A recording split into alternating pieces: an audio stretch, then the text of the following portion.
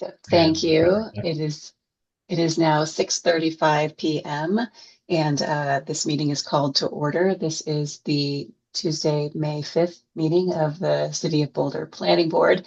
Thank you all for joining us. We are fully remote tonight due to weather. I see Vivian has a very appropriate snowy background. So we have a pretty full agenda tonight. We have some minutes to approve. We have one call-up item.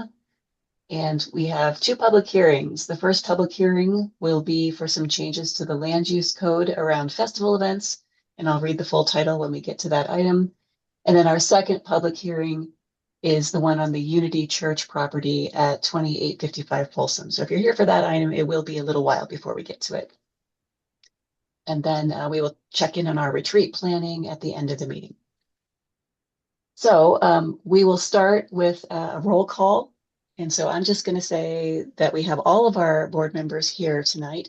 Mark McIntyre, myself, Laura Kaplan, Claudia Hanson-Thiem, Mason Roberts, Max Lord, and ML Robles. Kurt Nordbach is trying to get into the meeting and having a little bit of technical difficulties, but hopefully he will be here soon. So we'll start the meeting tonight with public participation. And I will turn it over to our engagement specialist, Vivian Castro Woolrich, to walk us through the public participation. Thank you, Chair. Thank you, members of the public, for joining us tonight. I'll just start off by reading these rules of public participation before we move to open comment. Thank you, Thomas, for bringing them up. So just want to start out by sharing that the city has engaged with community members in the past to co-create this vision for productive, meaningful, and inclusive civic conversations that I'm sharing with you tonight.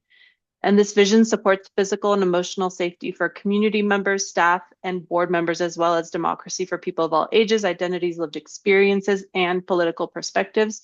And there is a lot more information on our website about this productive atmospheres vision. And I'll share some examples of rules of decorum that are found in Boulder Revised Code and other guidelines that support this vision. And all of these will be upheld during this meeting. All remarks and testimony shall be limited to matters related to city business. No participant shall make threats or use other forms of intimidation against any person. Obscenity, racial epithets, and other speech and behavior that disrupts or otherwise impedes the ability to conduct the meeting are prohibited. And we ask that participants introduce themselves using their full name, first and last name. And we're all online tonight. So if you wish to speak during open comment, which is for non-public hearing topics, or the public hearing items later in the agenda, you can press this raise hand button to let us know that you wish to speak, and we'll just call on you on the order that the hands were raised. If you are joining us via your phone, you can dial *9, and you can find the raise hand button by also going to this reactions button. Since we are all online as well, I can also share that if you have any technical difficulties, you can use the Q&A function. You can also send us your full name and we can change it for you. And the Q&A function is not meant to be used to discuss the agenda items, but we can help you with technical issues through that. So feel free to use it. So for this open comment section, if you wish to address planning board with any non-hearing items, each person would have 3 minutes to speak. And I'll just go down the list. So we have Dennis Bashline, but please, first, please go ahead and introduce yourself. And you have 3 minutes. Please go ahead.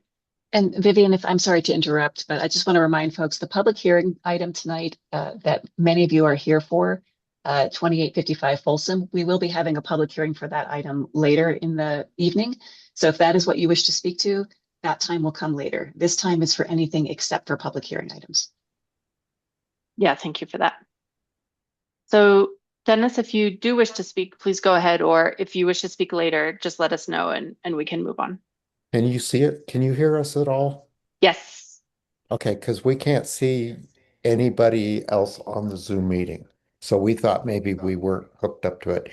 Anyway, I'm going to have my wife talk with you for a second. Here she is. Okay, and do you have that timer, Thomas? I can't see the timer, but I can also just Yes, I do. Okay, I can't see it, but you can just let us know when it's up. Sure, I haven't clicked start on that Not yet. sure what we're Okay, Just start talking to them. No, they're wait. go ahead. Go ahead. You can go ahead. Okay, we want to reply to the Coburn hearing. Hi, Is and that that okay?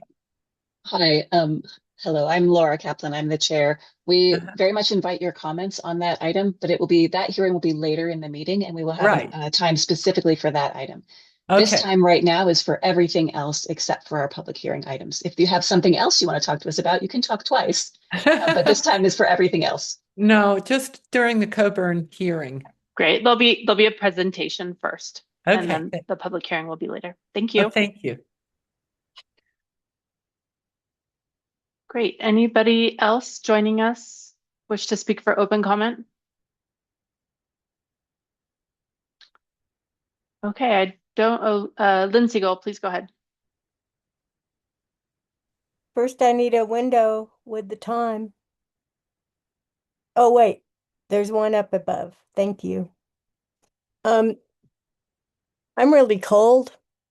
And I'm this way for the last 25 years waiting for geothermal. Because not everybody can just afford it instantly. And I bring this up because it's related to a lot of your topics of projects that you approve that are attended by green energy incentives. And my incentive has been very negative to me because I have waited 25 years. Then I waited a year to get in this program that offered a free energy retrofit that basically destroyed my life because all the stuff they stuck on my house is just debris on my property. Needs to be removed, and it's not that easy to remove stuff that has penetrations through multiple walls and doors constructed in your living room. And I have to listen to this loud electronic buzz of my hot water heater right in my living room and kitchen. And my water's not warm enough to wash the dishes, really, or to get a warm shower. And the part of the house where I live, where they were doing this improvement to increase warmth, is like 40 degrees right now. And that I can turn on the heat, but I'm not willing to subsidize Xcel Energy for an inefficient 30% less effective than a mini split air handler in my attic. And my attic needs to be popped up for the geothermal. So everything they did, I was left out of unintentionally. I wanted to be involved. Um, it's just a nightmare. It's wrecked my life completely because I don't live for anything but energy efficiency and for holding all my funds for my kids for climate change. So I'm really disappointed, really disheartened, really cold. And tomorrow morning I have to go down to the county to complain about it. The city also involved with this because they required me through the county and through probably clear result from a energy retrofit 10 years ago that I didn't go through with because I found out that the county was doing unethical practices with their solar install. Um, so they're gaslighting me now, 10 years later. And as a result, I'm just freezing. So all the time, not like Thank, you, not thank like you, Lynn. Thank you no for one being here involved. tonight. Okay, we have no other hands raised. But thank you. Thank you, Lynn, for joining open comment, and back over to you, Chair. Thank you so much. I do want to say for the members of the public who are joining us, if this is your first time, you won't see other members of the public in the meeting. The meeting video just shows the board members, but there are about 20 of you here. And that item for 2855 Folsom Street, I would anticipate it's going to be at least an hour before we get to it because we do have a couple of other things to do. So we look forward to speaking with you later if you're here for that item. Okay, we're going to go next on our agenda to item 3, which is approval of minutes. We have 2 sets of minutes on the agenda to approve. April 7, and April 21st. There were some written comments that were submitted on the minutes that Thomas has incorporated, and hopefully everybody had a chance to review those by email if you're a board member. And the public record of the minutes that is uploaded on the website should be reflective of those changes. So let's start with the April 7th minutes. Does anybody have any further comments or questions about the April 7th minutes? Seeing none, I would entertain a motion to approve those minutes. I move that we approve the April 7th, 2026 draft planning board minutes. I second. Okay, we'll go for a vote. And if you weren't here, just say that you weren't here. So we'll start with you, Mark, Yes. Claudia, Yes. Mason, Yes. Max, Yes. Kurt, Yes. ML, Yes. and I'm a yes. Those minutes are approved for April 7th, 2026. Next set of minutes, April 21st, 2026. Any comments, questions, additional edits? Hearing none, do we have a motion to approve? I move that we approve the April 21st, 2026 draft planning board minutes. I'll second. Let's go for a vote, and ML will start with you this time. Yes. Kurt, I was absent. thank you. Max, Yes. thank you. Mason, Absent. Claudia, Yes. Mark, Absent. and I'm a yes. So those minutes are approved. Moving on, we have one call-up item on the agenda tonight. This is a call-up for a site and use review for an essential municipal and public utility service used in an RL1 zone. The site review is to allow a second principal building on the subject site. The proposal is for the installation of one prefabricated 360 square foot structure and screening at 1190 South Lashley Lane. The call-up period expires May 7th, 2026.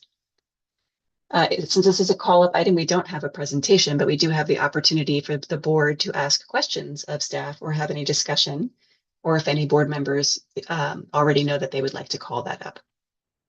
So any questions for staff? Any discussion? Any desire to call it up? This item is not called up by this board. I'll just comment briefly to say this is an exciting project that will help bring, fiber internet to our community in partnership with our partners in that. So very exciting to move this project forward. Moving on our agenda, we have two public hearings tonight. The first, item 5A, is a public hearing and recommendation to City Council regarding an ordinance amending Title IX Land Use Code to create new use standards for special festival events, amend mobile food vehicle standards related to organized events, and amend, the city's sign code to regulate signs that may be erected for the duration of a special festival event, plus associated review and approval processes and setting forth related details. We do have a staff presentation on this tonight, followed by the board's ability to ask questions of staff, followed by a public hearing, and then board deliberation. And I guess it's a decision or a recommendation will follow that. So I will turn it over to staff. Looks like it's going to be Carl Geiler from Planning and Development Services to walk us through the presentation on those land use code changes. Thank you, Chair. Good evening, Planning Board members. My name's Carl Geiler. I'm with Planning and Development Services. I'm going to pull up the presentation now.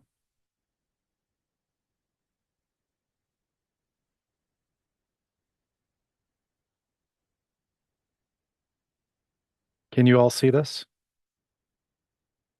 Okay. Before the Planning Board tonight is a code change relative to special festival events, which requires a Planning Board recommendation to City Council to make changes to Title IX, the Land Use Code. So you might have heard that in 2027, the Sundance Film Festival will be coming to Boulder in January of 2027.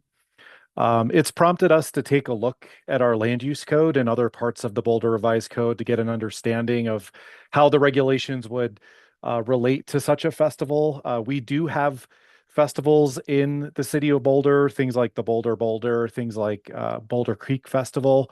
But those are much smaller scale. Usually they're more limited in duration. They're a day or two. They don't have as many attendees. And they're usually found in the public rights of way or on public property. So in this case, the film festival is something quite a bit different. It's quite a bit larger. It would be for a longer duration, and it would be on public and private land. So we had to kind of go through the Boulder Revised Code and see how all the current regulations relate to that and see if any updates should be made relative to this type of festival or any future festivals that are like this. So we've come forward with a proposal to make some changes to the land use code. These are some of the reasons why we're bringing this forward. Like I said, if you go into our Boulder Revised Code, special events are they're basically found within Title IV, which is licenses and permits. It's because they're on public property or in the public right of way. So they're different than what we normally see with the land use code, which applies to private property. So looking at the Sundance Film Festival or any kind of festival like it, they're a bit different, like I said, because they could be on public or private property. They're longer, they would have higher attendance. So we've gone through the land use code and we realize that we should recognize this use as something distinct from a special event. And we also found some other areas like mobile food vehicles are allowed during what's known as like organized events in the land use code.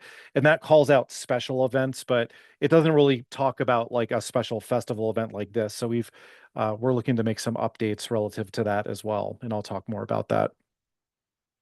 I think if you've ever been to any kind of festivals, you'll notice that there's a lot of banners and signs and flags and things like that that actually contribute to that festival atmosphere. Things like the Boulder and the Boulder Creek Festival have those as well. But again, they're usually in public parks or in the right of way.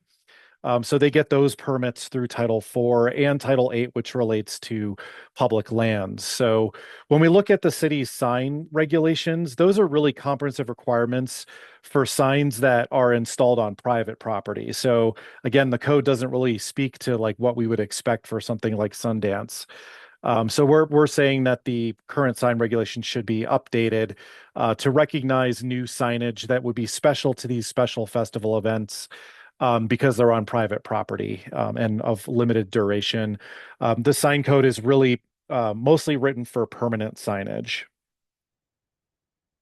So these are some examples to give you a flavor of what signage could look like during the Sundance Film Festival. These are pictures from the 2026 Sundance Film Festival in Park City. So you can see that some of them are on venues and they're put up by the actual Sundance Institute, but there's also official sponsors that get approval to put up special signage on buildings.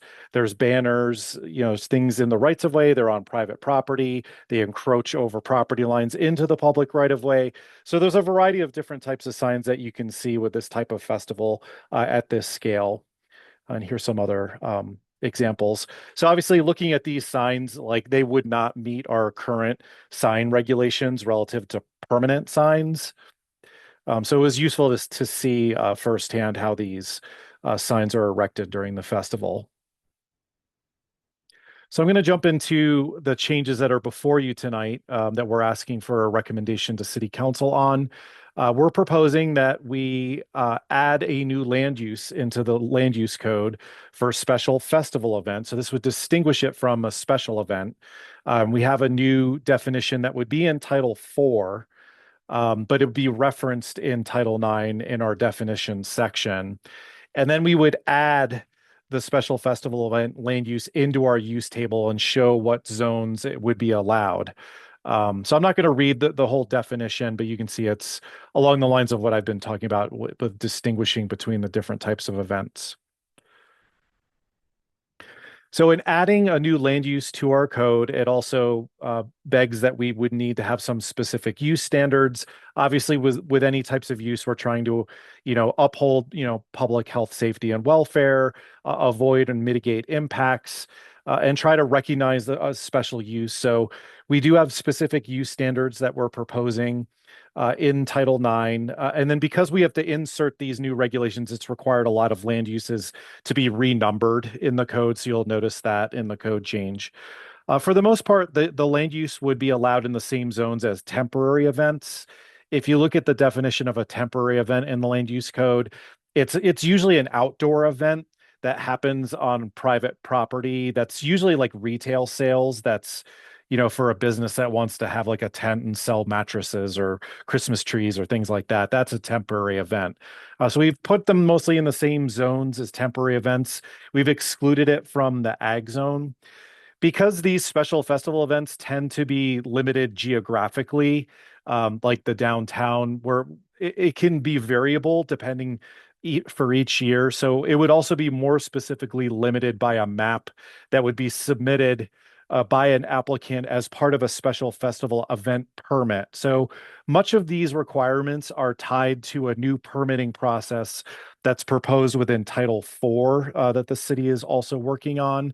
Rather than requiring a whole bunch of separate applications like administrative reviews or sign permits, they would all be submitted under one permit under different headings, and that would be a special festival event permit. The reason we started going down that road is we've coordinated with Park City, Utah to understand how they've approached this festival, as they have, over 40 years of experience of hosting this type of festival. So they have what's called a master festival license. So we're creating something very similar to that, where they can submit all the materials all together to demonstrate compliance with the code. So the use standards would make sure that this is a temporary event, so no more than 14 days. It would have to be approved as part of a special festival event permit. May not result in any unsafe conditions or unsafe levels of congestion, can't damage trees or buildings or public infrastructure. They would have to return the properties to the pre-festival state within 5 days of the end of the festival. There would obviously have to be like owner or leasing approval for any kind of venues or any activities occurring on properties. The other thing that we noticed in going through the land use code is that obviously a lot of properties in the city of Boulder have planned unit development approvals or site review approvals or use review approvals that have conditions of approval associated with them. So we wanted to make it clear that for an event of limited duration, that it wouldn't trigger any need for amendments or modifications to those land use reviews. If it gets its approval through the special festival event permit, we wouldn't be requiring like a site review amendment to have that activity. So we've put that in the code. There's also been some concern about like temporary events that might pop up during special festival events. And so we're proposing a city manager rule that would just enable the city to limit the number of temporary events if there was any concerns that there could be undue congestion or any safety concerns of having too many different events all going on in the same geographic area. So we've put that as a city manager rule so that we can more quickly act if there's any need for concern. Like I said earlier, if you look at the mobile food vehicle standards, which I know the planning board has in the omnibus ordinance that came through, it does allow mobile food vehicles as part of organized events. Typically, mobile food vehicles have a limitation on the number of mobile food vehicles that can be there, and there's distance requirements between the vehicles that normally apply. That does not apply in organized events. So we just want to update the code to make it clear that a special festival event is part of the definition of an organized event for mobile food vehicles. So there would be some flexibility for those to operate during the festival.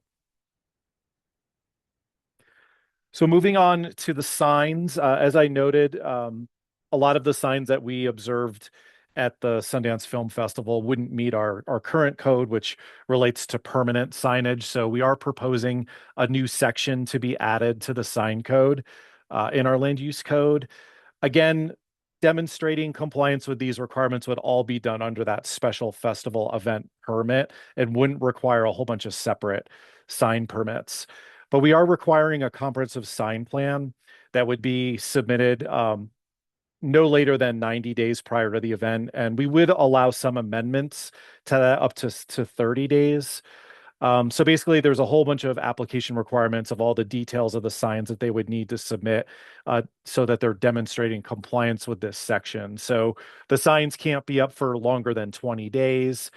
We have some area setback and height restrictions, so they can't extend beyond the width and height of a building facade. They can't cover more than 60% of each building facade, the coverage of that facade. And there's also just basic setback and height requirements, like having adequate headroom, has to be 7 feet over a pedestrian way, and not more than 12 feet. A number of things that are already in the code for safety reasons we've incorporated as well. It's raised some concern since these festivals would likely occur very much in the downtown of Boulder. There could be impact to historic buildings, and we didn't want to see repeated years of applicants drilling into the facades of these older buildings and doing damage. So we do have some special protections for how the signs get attached to those buildings. And again, just some common sense requirements related to not impeding ingress and egress for pedestrians or interfering with motor traffic, not creating any fire hazards, and not damaging buildings or trees are in the requirements. We're also requiring that they comply with our outdoor lighting regulations. Our current outdoor lighting regulations do recognize that temporary events can often have some lighting conditions that don't meet the lighting code for a limited amount of time. We're just updating that section to include special festival events, recognizing they can ask for a variance in some instances, and we'll have discretion over, whether or not it's safe and meets the variance criteria to allow something different than we ordinarily would see with lighting. So with this particular change, we're moving forward with an informed level of engagement since it's an event of limited duration. And things would be taken down and returned back to their pre-festival state. We are informing folks through the Planning and Development Services newsletter, which was sent out at the end of April, letting people know about these proposed changes. We're planning to go to the Boulder Chamber of Commerce next week and talk to them about the changes. We're also going to be holding a virtual community open house for people to ask questions or provide feedback on these changes. We've also shared these changes with the Sundance Institute. So as far as next steps, we do have to go to City Council with the proposed changes in an ordinance. The first reading of that ordinance is scheduled for June 4th. The public hearing and second reading of the ordinance is scheduled for June 18th. We're trying to get the rules on the books as quickly as we can, because we understand that it can be quite complicated in the lead up to these festivals and can take quite a bit of time. We expect the second half of the year to be devoted to working out all these details and reviewing for compliance. So after council adopts the regulations, they would go into effect 30 days after, and then we would be able to be positioned to guide Sundance and again any future festivals of what that permitting process looks like and start the review. So with that, we're recommending that Planning Board recommend to City Council adoption of these code changes. We find that the proposed code changes would protect the public health, safety, and welfare from any potential impacts from a large festival. It would enable Sundance Film Festival to move forward. It creates standards for any like festivals that we might have in the future. And this also would just support many BVCP policies, which we've listed on the slide, that relate to enhancing the city economy and the arts within the community. So we're recommending that you recommend approval. This is the motion language for Planning Board. Should you agree? And then these are the questions we have for Planning Board. I can come back to them, but that concludes my presentation. Happy to answer any questions. Thank you, Carl. Wonderful and informative presentation as always. Do board members have questions for Carl? If you do, please raise your hand. ML, you are first. Thank you. And thank you, Carl, for going over our expectations for this big event coming up next year. I have two questions. One is a short question. I will start with that. Under signs, it says that they may be up no longer than 20 days. Why aren't they limited to the actual festival dates? I mean, we don't need to see sponsor signs up beyond the festival dates in Boulder. We don't do that in Boulder, but why? Why 20 In days? many cases, like the experience in Park City is that the signs generally go up pretty quickly and get taken down pretty quickly. But we did want to enable some flexibility on either end of the festival is expected to be about 14 days. So it would allow some time to put the signs up and then adequate time to pull them down. We didn't want to box it in too much. I say box it in. So that's one of my suggestions, is that let's not have the signs up any longer than they need to be. That's not who we are. My second concern is with automobiles, and traffic. So what my experience is, when the city fills up, as it did last weekend with CU graduation, the Lyft and Uber drivers are all over the place, which is great. You know, people don't bring their cars, so they use the ride share. But it seems that they're not concerned about pedestrians. So last Friday, CU graduation, I was in a crosswalk at 9th and Spruce, and I'm in the crosswalk crossing along, and a Lyft driver comes up in his big black SUV and decides he's going to run the stop sign and me. And I pounded on his hood, and I looked at him and I said, "What?" I pointed to the stop sign. I pointed to the, So ML, I don't mean to interrupt, but if you have a question for Carl, we can have I do commentary have a later. question. No, this is just, so I'm identifying that there is a problem with cars and automobiles when we have an event, and I personally experience it all the time. My question is, would it be possible during the festival to pedestrianize some of the streets so we don't have to deal with all the people trying to get from, especially downtown, venue to venue or whatever, and having automobile conflict? I don't know if that's been thought of, or did Park City do that? I know we're two different kinds of cities, but what's the I thinking mean, around that? with Park City, they certainly closed off their main street during the event. These are things that I would say would be handled by our transportation folks as part of that special festival event permit that comes in. Again, this is only one angle that we're looking at. We're looking at it from a signs and a land use perspective in like zoning.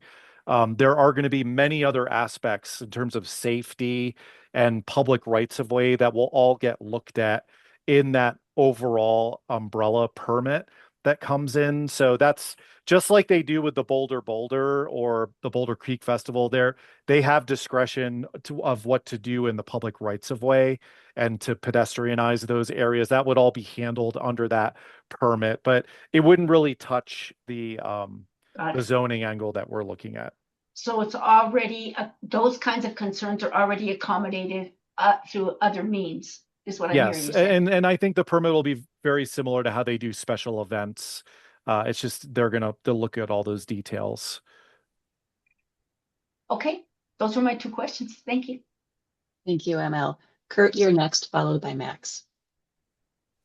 Okay, thank you, Carl. I have a question about the change to the use tables, adding special festival event to the use tables. We've spent many years trying to simplify our use tables, and now we're proposing to add another line to it. It feels to me like, as I understand from your presentation, you're kind of modeling it on temporary event, but this feels different in that it is, well, for one thing, it's on multiple parcels, whereas a temporary event, I think, ordinarily is on a single parcel, like as you described, a mattress sale or something like that. And but more importantly, maybe in this case, the city manager rule has a constrained area, right? So it seems like the purpose of adding it to the use table would be to say, to constrain the area, but we already have a constraint given in the permit. So why does it need to go into the use table at all? You know, we kind of looked at it from a number of different angles, and we tried to see whether this particular land use could be under another definition or a different type of land use, or if it could be handled like a special event, which is, largely, again, like in the public right of way or on public property. We just found that there were enough things that distinguished it from those other land uses that it should be distinct in the use table to be clear. And anytime we have a new definition of a land use, we usually will put that as a new line item in the use table. But am I correct or am I wrong in saying that the point of adding it to the use table is simply to constrain it to particular zones? We did expect that any kind of festival like this would likely be constrained to a limited geographic area. So that's why it's tied to that special boundary map that would be in the permit. But we also don't want to, if there's another type of festival that comes in a, it could be in a different part of the city. We thought that the most analogous land use was temporary events. So that's why we kind of mirrored that of the zones. But again, in this case, it's really, that's just the step one, is to look at the use table.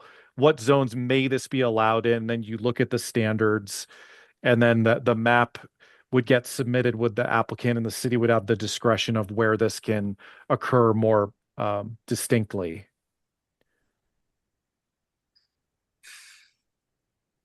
Okay. Yeah, I guess I'm still missing something as to what the purpose really is of having it in the use table. And I know you answered that, but I'm not seeing it other than to say, well, it can't be in the residential zones. But it's presumably the region would not be allowed to be in the residential zones anyhow. We wanted to make it clear that it's an allowable use if it meets the standards, and we wanted to make it clear that it didn't have to go through like a use review process. So the use table is that quick answer of what type of process it would have to go through to get approval. Okay, well, thank you. One other quick question. There were a couple of references in the specific changes to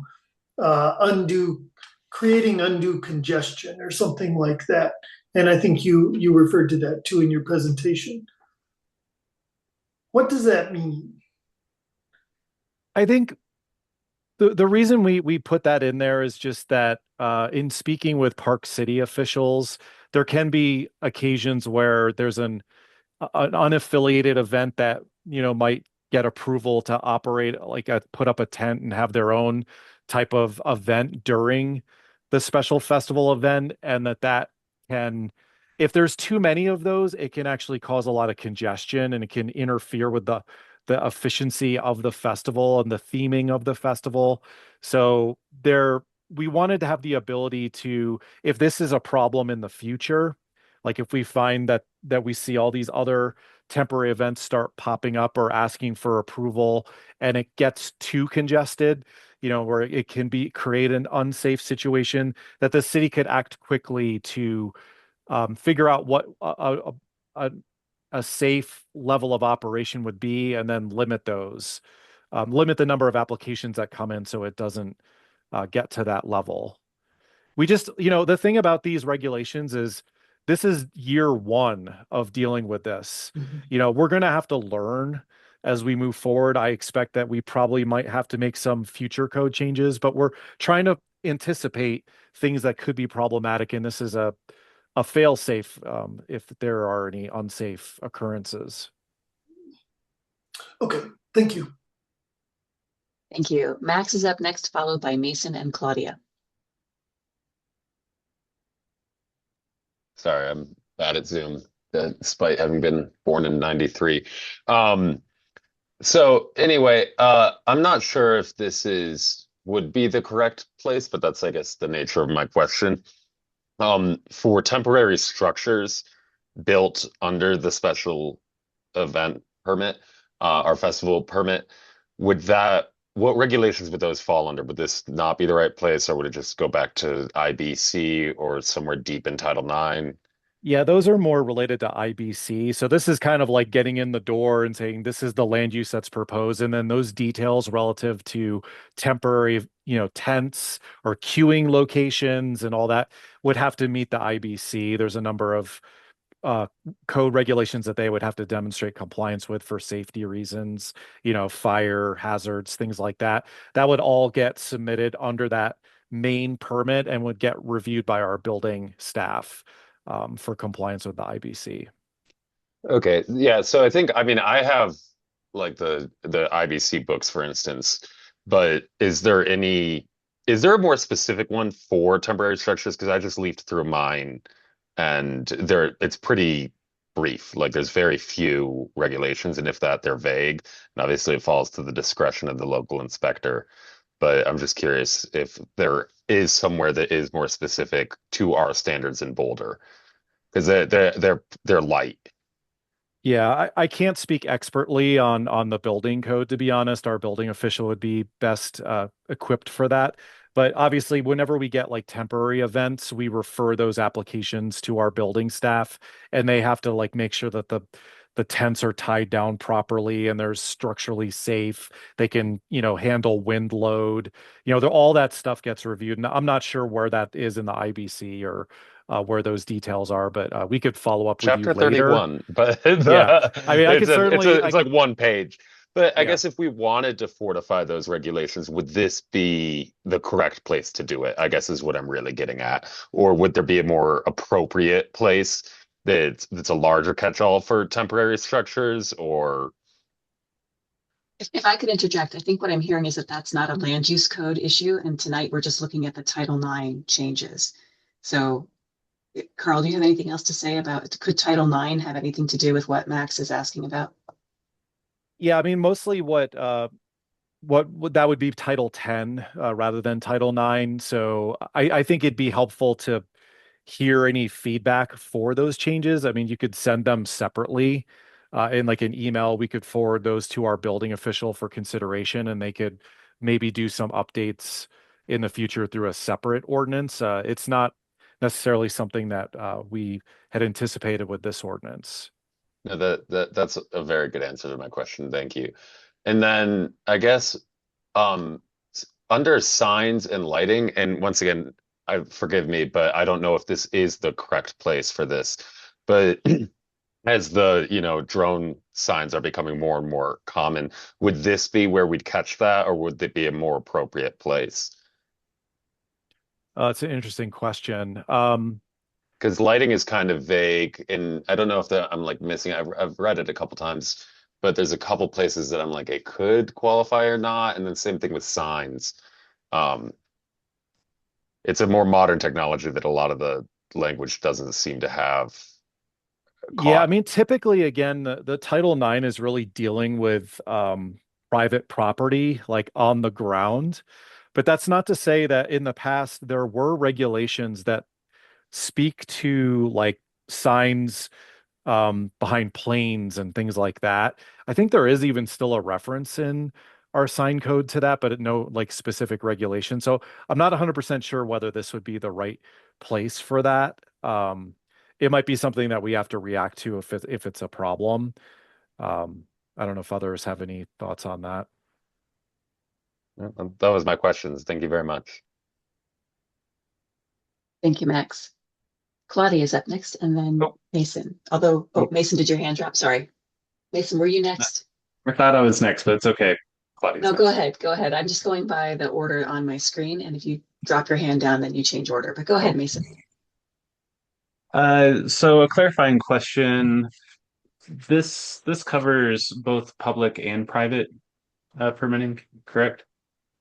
It's actually mostly the private property piece of it. So whatever's on like a building or on public, it could be public property or private property, but once it goes into like the rights of way, and even public property, it's really managed under like Title 8, and there's different review processes already in place for approvals for that. But if it steps across, into the public rights of way, we'll look at how it's attached to the building and look at those regulations in Title 9. But once it goes over the line, there's other parts of the code that relate to that.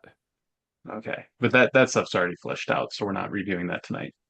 Correct. And then what if the event falls into this kind of public private and is less than 15,000 people? Why did we choose 15,000? I think when they were crafting the definition in Title 4, they were, looking at how this would be different than a typical special event. I'm not sure exactly how they came up to that number in the definition. I might defer to others on that one, if anyone knows. And I'm asking specifically because we have this really cool event in town called the Roots Music Project. It's like 800 bands, 4,000 plus people, does private and public. I think like this kind of code could help them in theirs, but since they have 4,000, they're not part of this. So I don't know, was this type of event considered when updating this? I'm happy to speak a little bit to it, Carl, if you'd like. Sure. I think it's important to realize that with the city actively putting out a bid for Sundance and being awarded that we recognized we were engaging in a fundamentally different kind of experience within the city, and that there really was a tipping point beyond which this went, much more akin to hosting, not that Boulder would be for this, but hosting the Olympics, World's Fair, those kind of scale of things.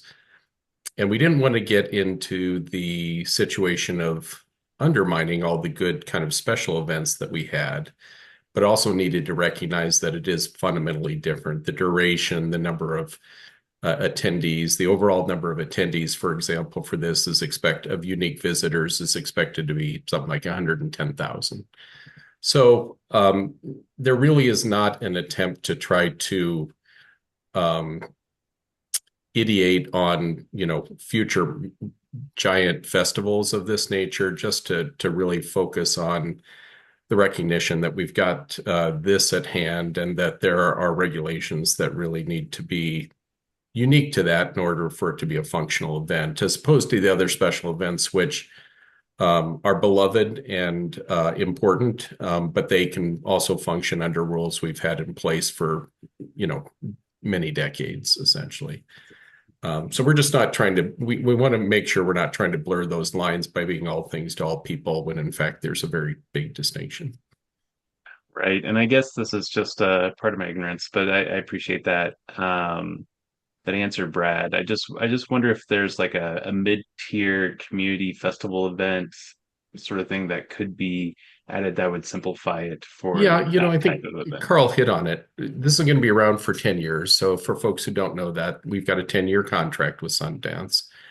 This is year one. We will iterate, we will learn, we will probably attract other interests as this becomes a foundational part of the community. There will be opportunities to think about those types of things in the future.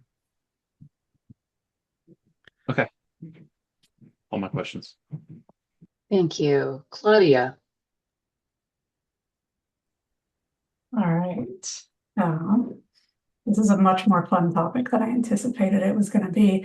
If you look at the use tables, getting back to the use tables, the proposal for the special festival event says that it would be, quote, allowed with specific use standards. This is this A versus C in the use tables, right? Mm-hmm. And temporary events, which are also in there, they're conditional with specific use standards in that same set of zones. And I'm just wondering if you could explain the logic why we have this difference between one of these things is allowed, one of these is conditional.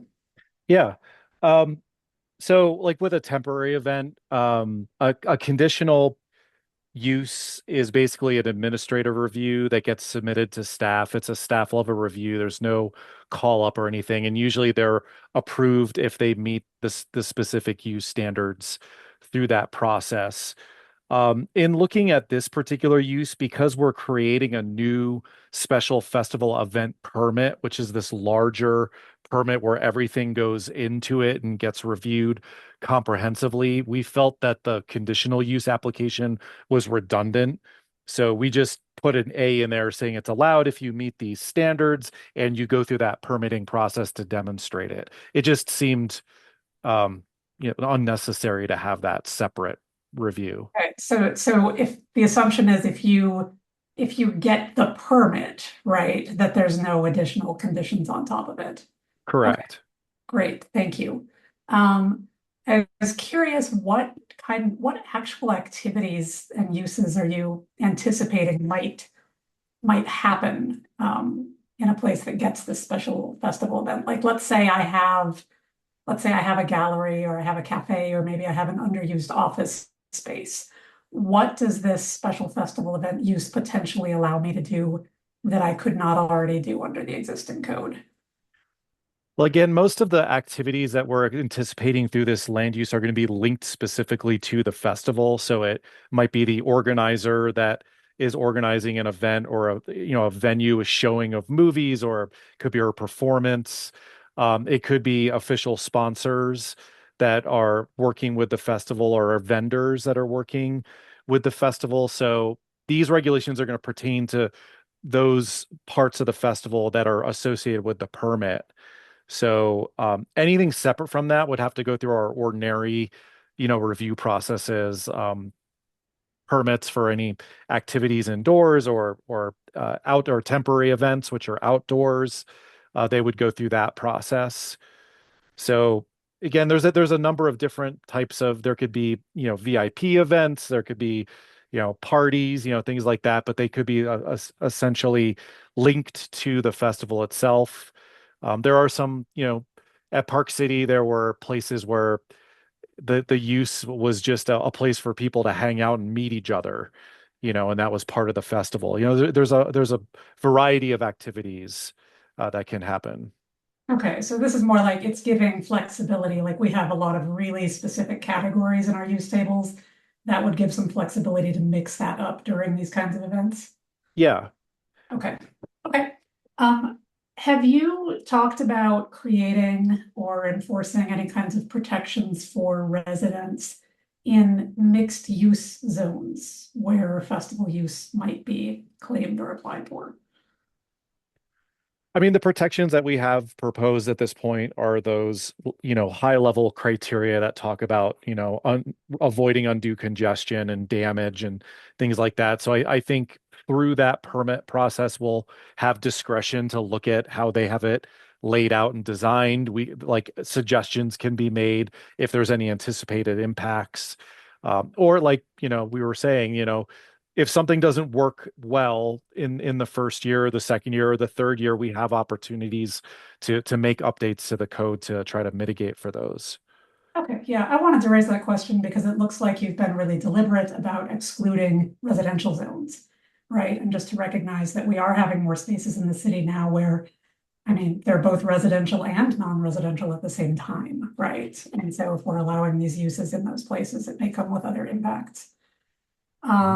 Okay, and then kind of the flip side of this, you notice our call-up item earlier this evening involved a church property that's in RL1, right, residential zone. And that made me think about the fact that we have a number of churches and other privately owned community facilities that exist in residential zones right now.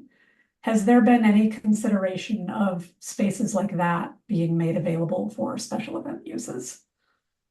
It's possible that the events could be in those locations. We'd have to see if that's something that gets proposed by a future festival organizer.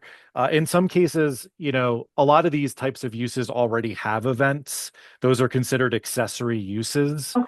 So those aren't really problematic. But again, we have to kind of look at everything on a case by case basis to see if there's any impact and if it does fit the definition of accessory use. Okay, yeah, thank you for pointing to that pathway. Last question is like really specific here. If you look at the draft code changes in our memo, so attachment A, there's some stuff towards the end that doesn't seem to have anything to do with special events, and I'm just wondering why that language is in there. Like there's some language about principal parking facilities and community gardens and Oh, that's just when we added the new standards in chapter 9-6, it required a renumbering so of that's all of purely renumbering. it's renumbering. Because there's some sections where there's actually just, titles where I understand it's renumbering, but then there's some sections that have text too. Oh, the ones that have text are that they have references within those sections Okay, to the main letter, and that letter's changing. okay, So we just had to cross out the letter. okay. Is that also the case with, let's see, there's a reference to 9-10-2 about old drive-through facilities in the downtown zones? Is that also just a renumbering that's happening there? Let me check that real quick. 9-10-2. Yeah, it's just the renumbering. It goes from, it was a V and then it becomes an X. It's or it's the numbering change. So we have to update that. Okay, thank you. There was some little- actually there were some lingering sections that weren't updated in a prior code cleanup. So this was an opportunity to fix those as well. Because So the wait, numbering is it a changed. renumbering or is this is there change to the code language or is this really just a new number? No, I mean, again, like you'll look at those sections and you'll see that there'll be a subsection 965 reference. It's just the letter crossed out and the new letter put in. That's the Okay. only change. Okay, yeah. See, we don't have a red line version, and so some of this is a little Okay, yeah. confusing. Okay, great. That's all my questions. Thank you, Claudia. Brad, I see you've got your hand up. Is that just lingering or did you want to pop in here? That is lingering. I apologize. No worries, no worries. Any other questions from board members? I have one, but if anyone else has one. So, Carl, my one question is why are agricultural zones excluded? I thought someone might ask that. I think, we were just, looking through the use table, and those are revered zones in the city and, to be protected. And I think we looked at it, and temporary events can occur in the ag zone because it might be like they might be selling produce or something like that. But we didn't think that applied in this case for a larger event. So we decided to exclude it from the ag zone. Okay, I don't really have a strong opinion about it. I was just curious. All right, so any other board member questions? If none, then we will move on to our public hearing, which is an opportunity for any member of the public who would like to speak to this particular item of our special festival event code changes. So I'll turn it over to Vivian to manage the public hearing on this item. Great. So community members who wish to speak to this item, you can raise your virtual hand. That way we'll know you wish to speak and just go in the order that hands have been raised. And reminder to introduce yourself using your first and last name. I don't see any so far. We'll give folks a couple more seconds. People might be here for the next item. Lynn, please go ahead. You have 3 minutes. Yeah, I don't approve of anything associated with Sundance because I don't approve of Sundance being here at all. I think it's going to be the downfall of Boulder along with CU South, Area 3, the airport, things like this. So the impact is just, I lived in Salt Lake, so I know what this is like a little bit, but I'm not into football games, and that's what it is. It's like imposing another big football game in Boulder. And to me, it's ironic that you're trying to ameliorate problems that would happen with that. And I think we've got, a huge budget shortfall And the last thing we need is something to make it worse. And Sundance is going to make it a whole lot worse.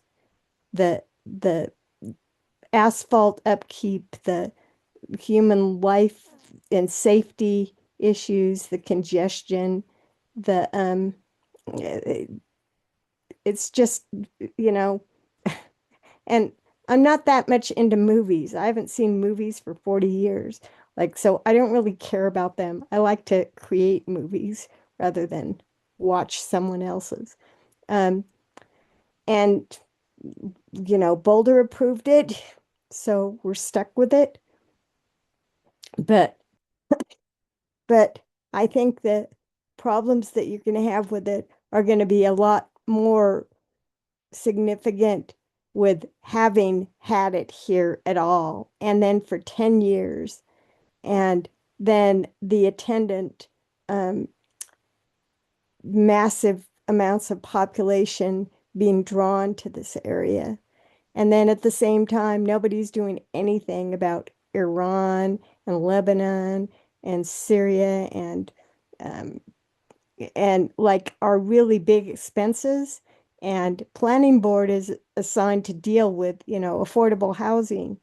And it's going to be plenty worse considering this and considering the time that is not being spent on Palestine and on the things that are really costing the global economy and drifting down into Boulder. And I think that's what you need to be thinking about. So that's just my 2 cents. And I've been here since 1961 at some point, left, but come back. Done. Great. Thank you, Lynn, for sharing your perspective. I don't see any other hands raised. Over to you, Chair. Thank you, Vivian, and thank you, Lynn. Okay, that concludes the public hearing on this item. Before I forget, I'd like to check with our city attorney's office. Do we need to do disclosures, ex parte communications, conflict of interest statements about this particular item? We should have done it at the beginning. Yeah, thank you, Laura. Yeah, if there are any conflicts that you have to disclose, then you should do that now. There is no concern with regard to ex parte communications, as this is a legislative item. Any conflict of interest? Financial ties to Sundance or other large festivals? Okay, seeing none, it is now time for board deliberation and recommendation. So Carl, you had a couple of key questions for us. Would you like to show those briefly again to remind us? Sure. And then we'll take them down so that they don't take up the whole video while we're talking. Yeah, one moment.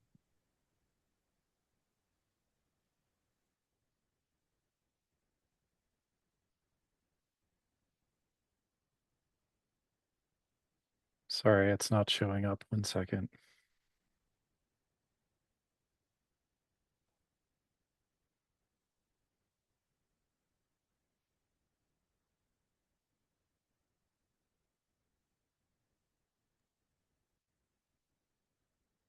If we're having technical difficulties, Carl, maybe you could just remind us what are the key issues you wanted us to focus on. Oh, I think I have it here. Yeah. here they come.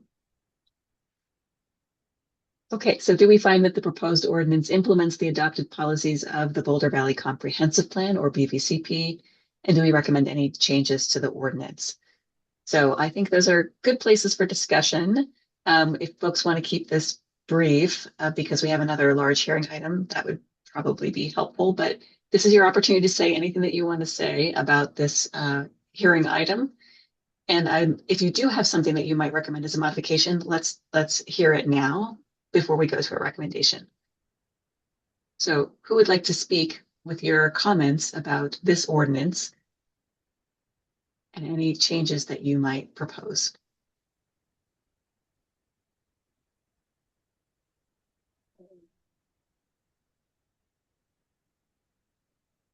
I see ML's hand is up. And Carl, you can go ahead and take those questions down so that we can see each other. So clarifying, are you wanting us to speak about both of these, 1 and 2? You are welcome to. Those are staff suggested questions, but this is Got it. our time to deliberate and discuss. Got it. So I think I've spoken about the modification, and that would be about the time that the signs are up. I would suggest that we limit them to the actual festival dates, as a modification rather than 20 days. That's an additional potentially, 6 days, which is a lot of days to have big sponsor. And I'm more concerned about sponsor signs being up. So that would be a modification that I would suggest, is the time that the signs are allowed to remain before or after the festival dates. Okay. So it's currently 3 days before or 3 days after, approximately, and that window can move around. So ML, if you're going to suggest that as a modification, I would suggest that you write that up as a proposed amendment to the ordinance. And then send that to Thomas. Okay, Perfect. Other comments from board members? Or ML, I'm sorry, I didn't mean to cut you off if you're not No, finished. that's good. I didn't have my microphone off, sorry. Okay. Who's next?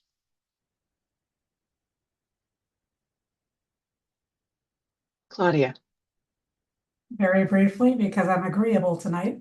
I'm supportive of the general concept here of introducing flexibility in uses for these time-limited events.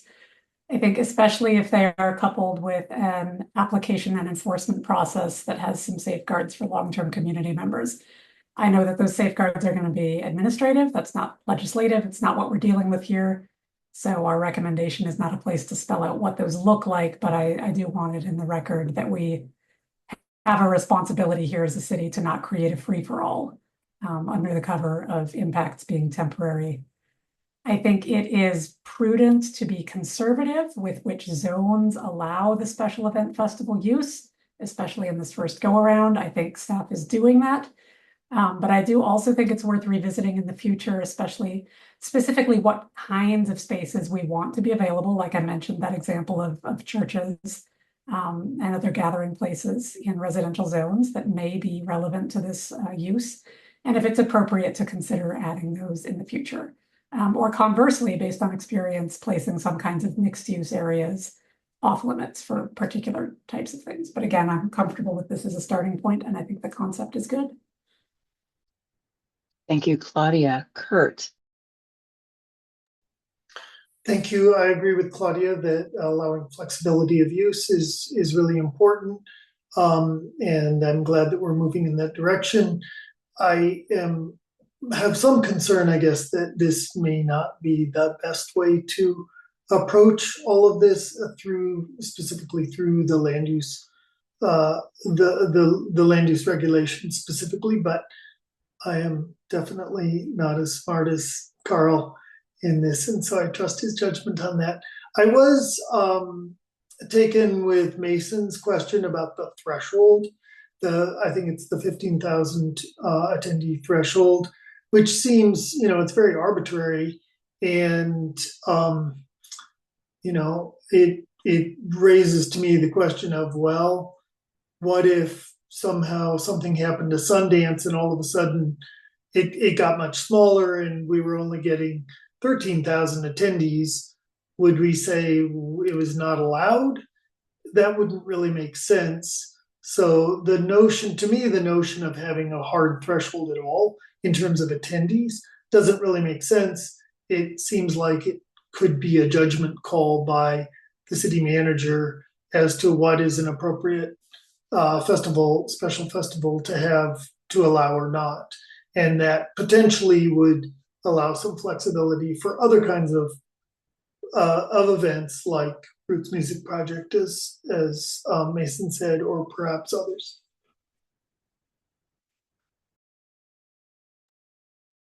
Thank you, Kurt. And if you have a specific change you'd like to recommend as a modification to the ordinance, we can do that as an amendment or as a separate motion.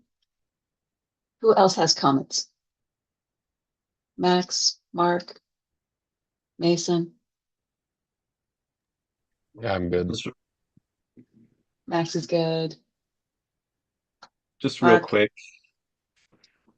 Mason. Just seconding most of what I wanted to say has already been said, so I'm not going to repeat myself.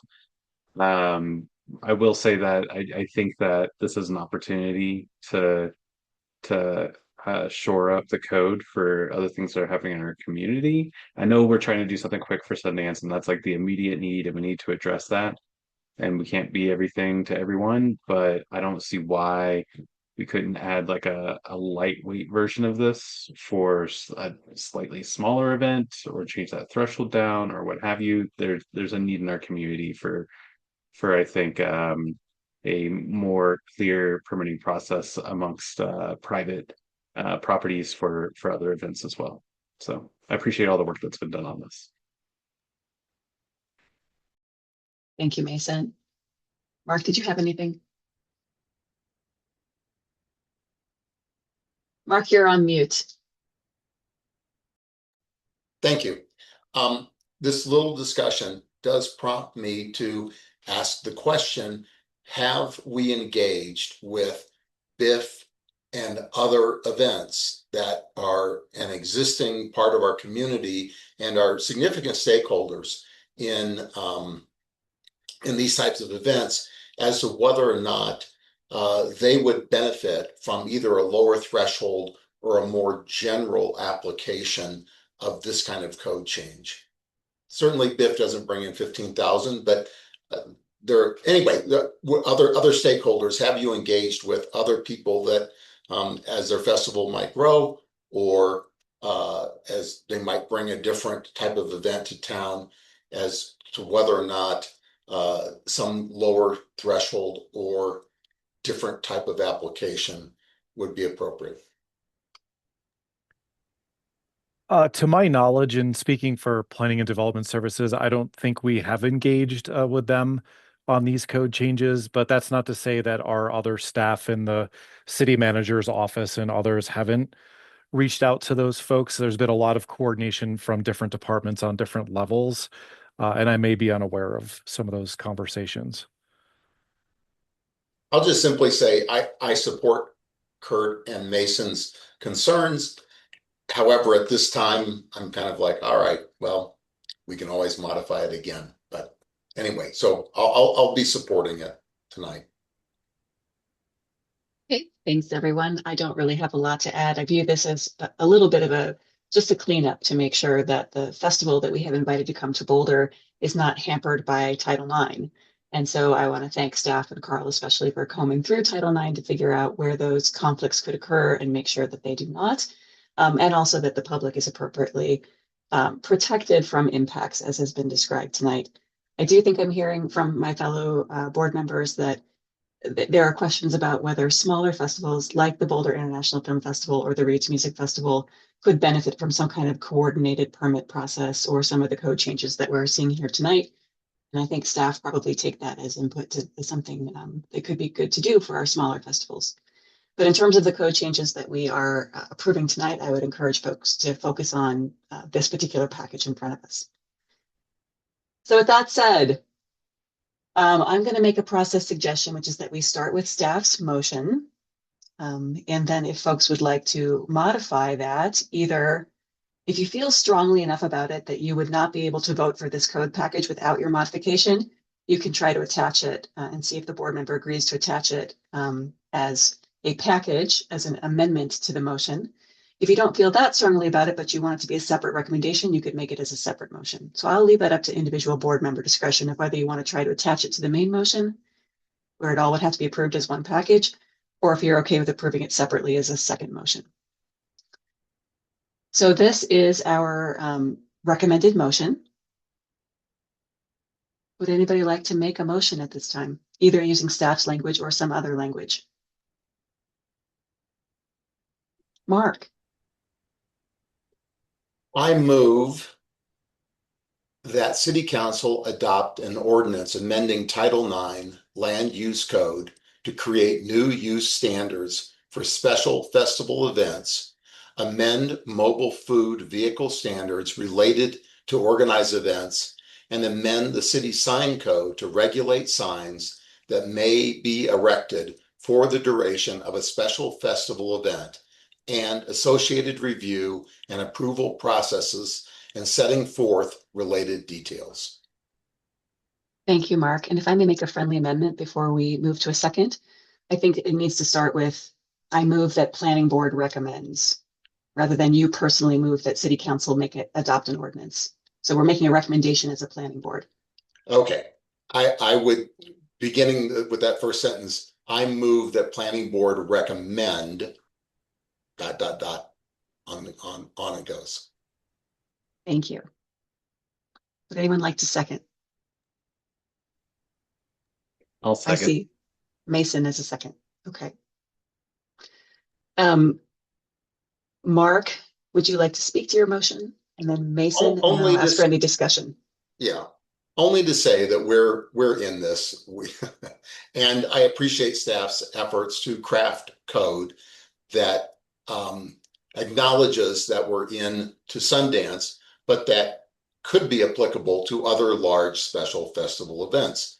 And that as we go forward, and Boulder continues to develop its tourist and festival economy, which there are other significant, the Jaipur Literature Festival, etc. There's many things, many that I didn't know about, Mason's comments earlier.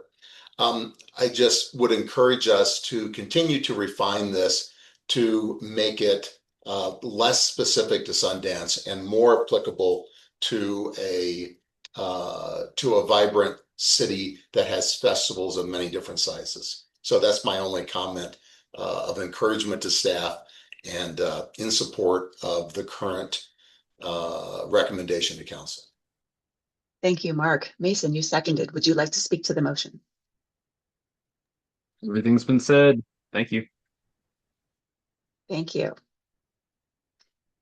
Any other discussion before I ask if there are proposed amendments to this motion?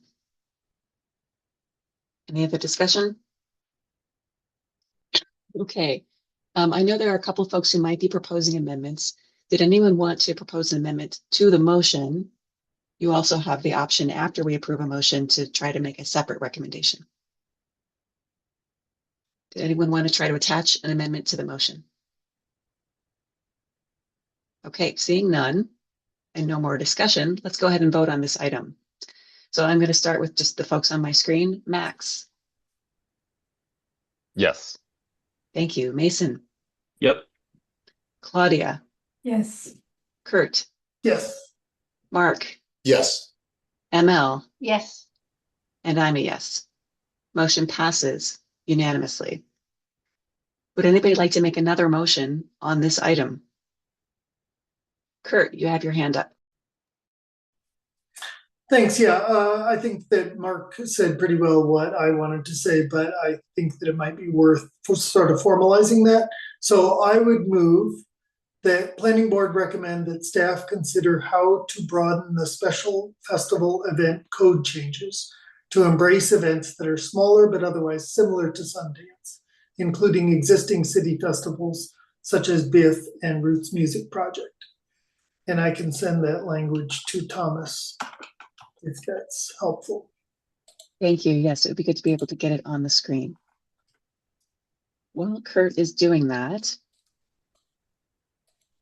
well, I guess we should see it first before I call for a second. Okay, we should see it.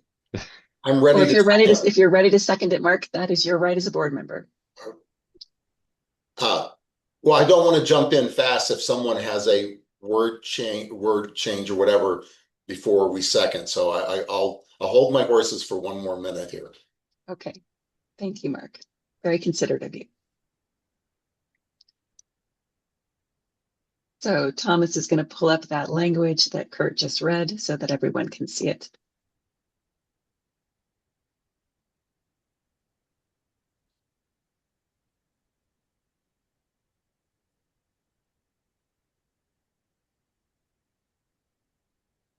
Thomas, were you able to receive that language?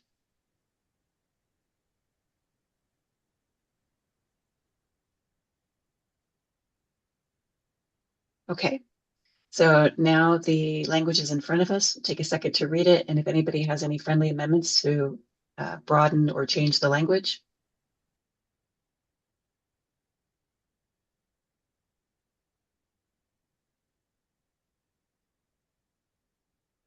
Any friendly amendments?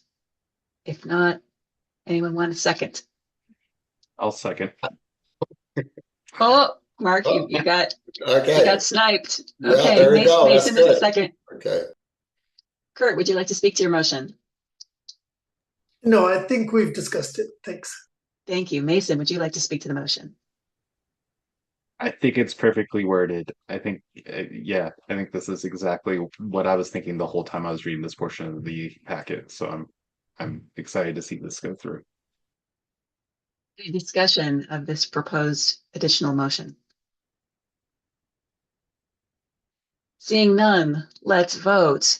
And I can't see everybody, but I'll try to name everybody. We'll start with ML, Yes. Kurt, Yes. Claudia, Yes. Mark, Yes. Max. Yes. Who did I leave out? Me. Mason. Mason. Yes. And I'm a yes. Okay, additional motion passes. Would anybody else like to make an additional motion? ML, did you want to make one about the duration of setup and cleanup? You know, I heard many times that Carl mentioned that this is year one and let's see how things go and what we need to tweak. So I'm thinking that might be one of those things that, you know, either we find that the sponsors come and go timely with the festival or not, and then we can amend based on actual experience. So I will hold off for a year. Okay, concern noted. Any other additional motions on this item? Hearing none, I'm going to suggest that we take a 5-minute break. Folks, they get a drink or do anything you need to do. And then we'll come back at 8:01 p.m. For our second hearing item. And that will be the one on 2855 Folsom Avenue, the Unity Church. See you folks in about 5 minutes.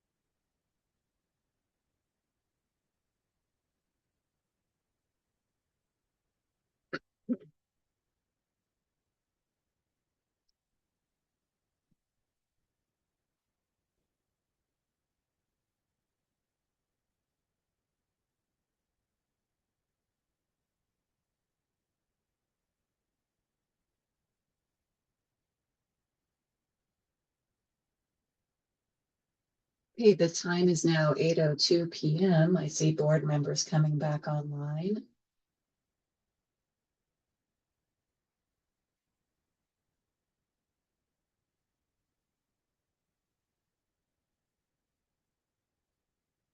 Okay, I think we might have just one more board member that we don't have back quite yet, but it is 8:02 p.m. So I'm going to go ahead and kick this item off, and I'm sure we will all be here shortly.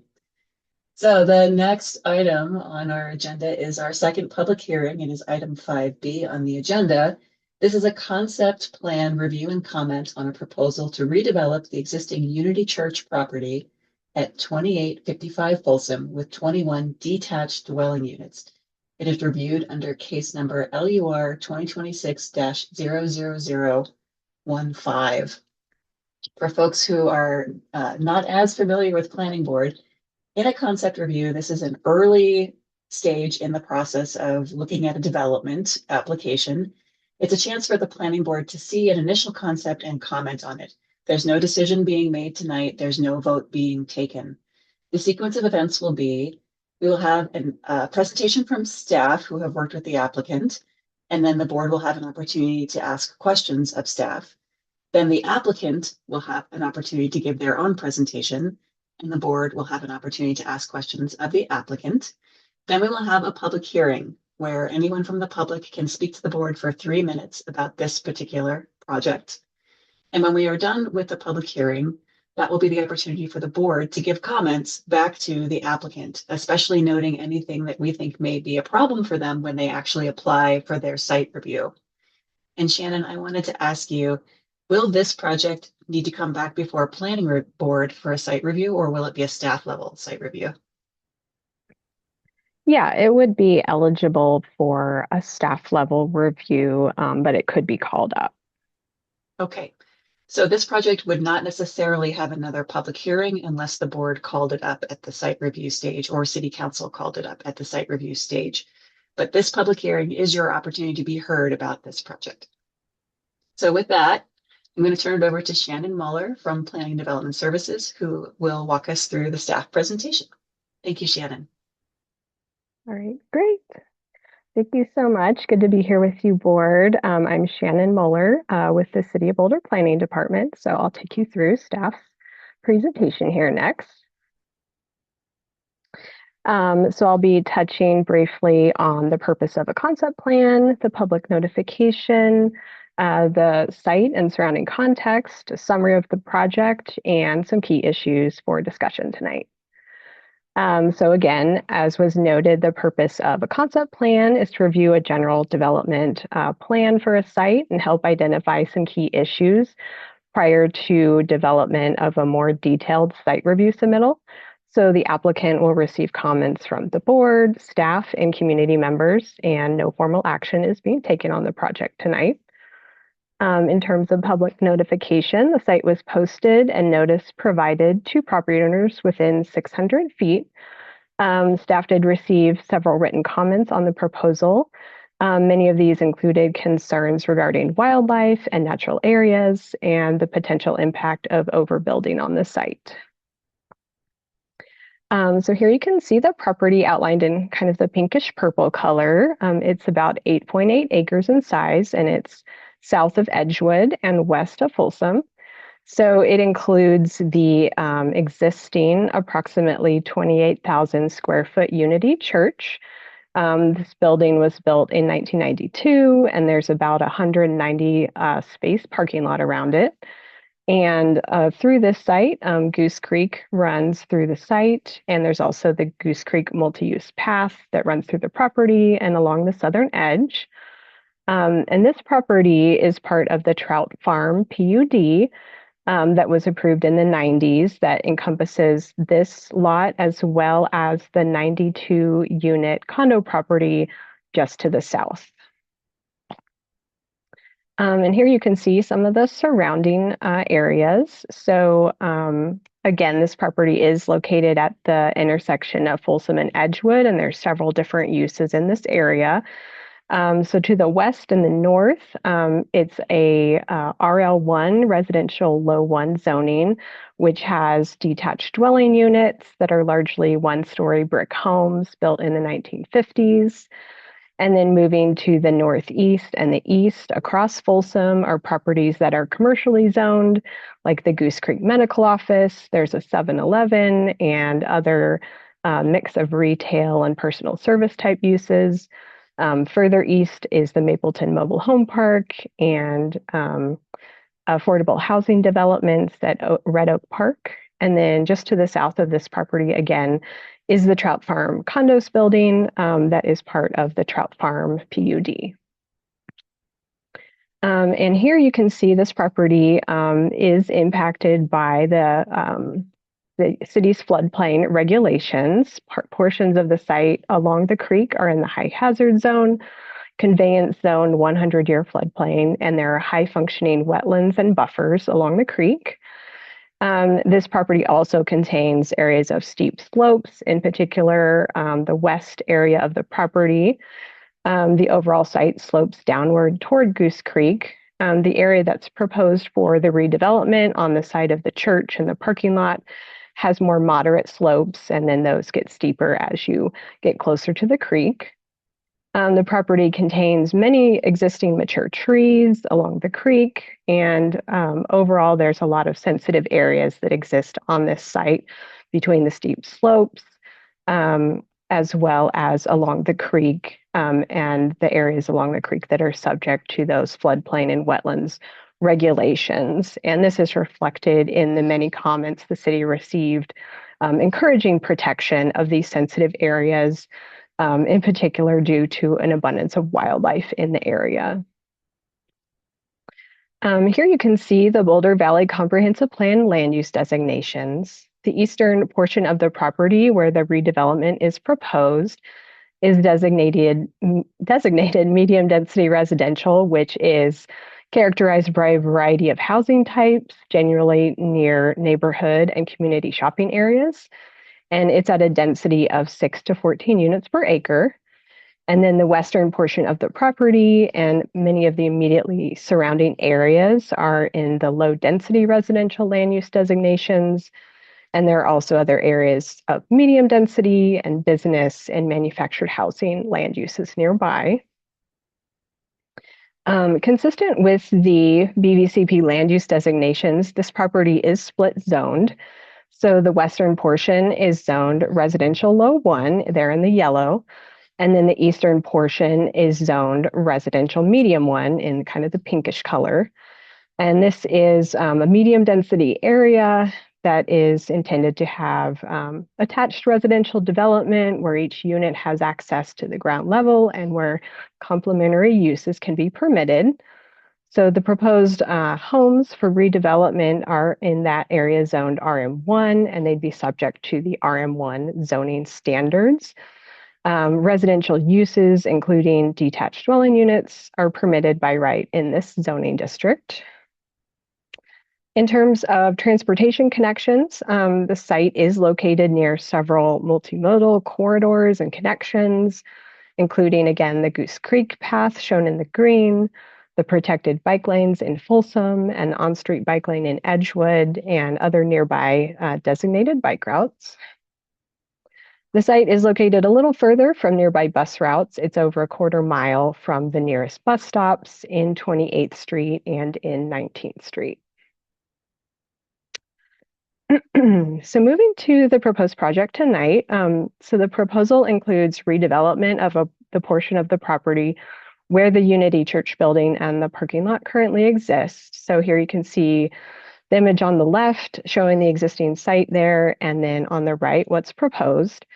The project would involve removing that existing church building and parking lot, and it would involve subdividing that part of the property into residential lots for 21 detached homes, and installing associated site improvements like a street, sidewalks, and landscaping.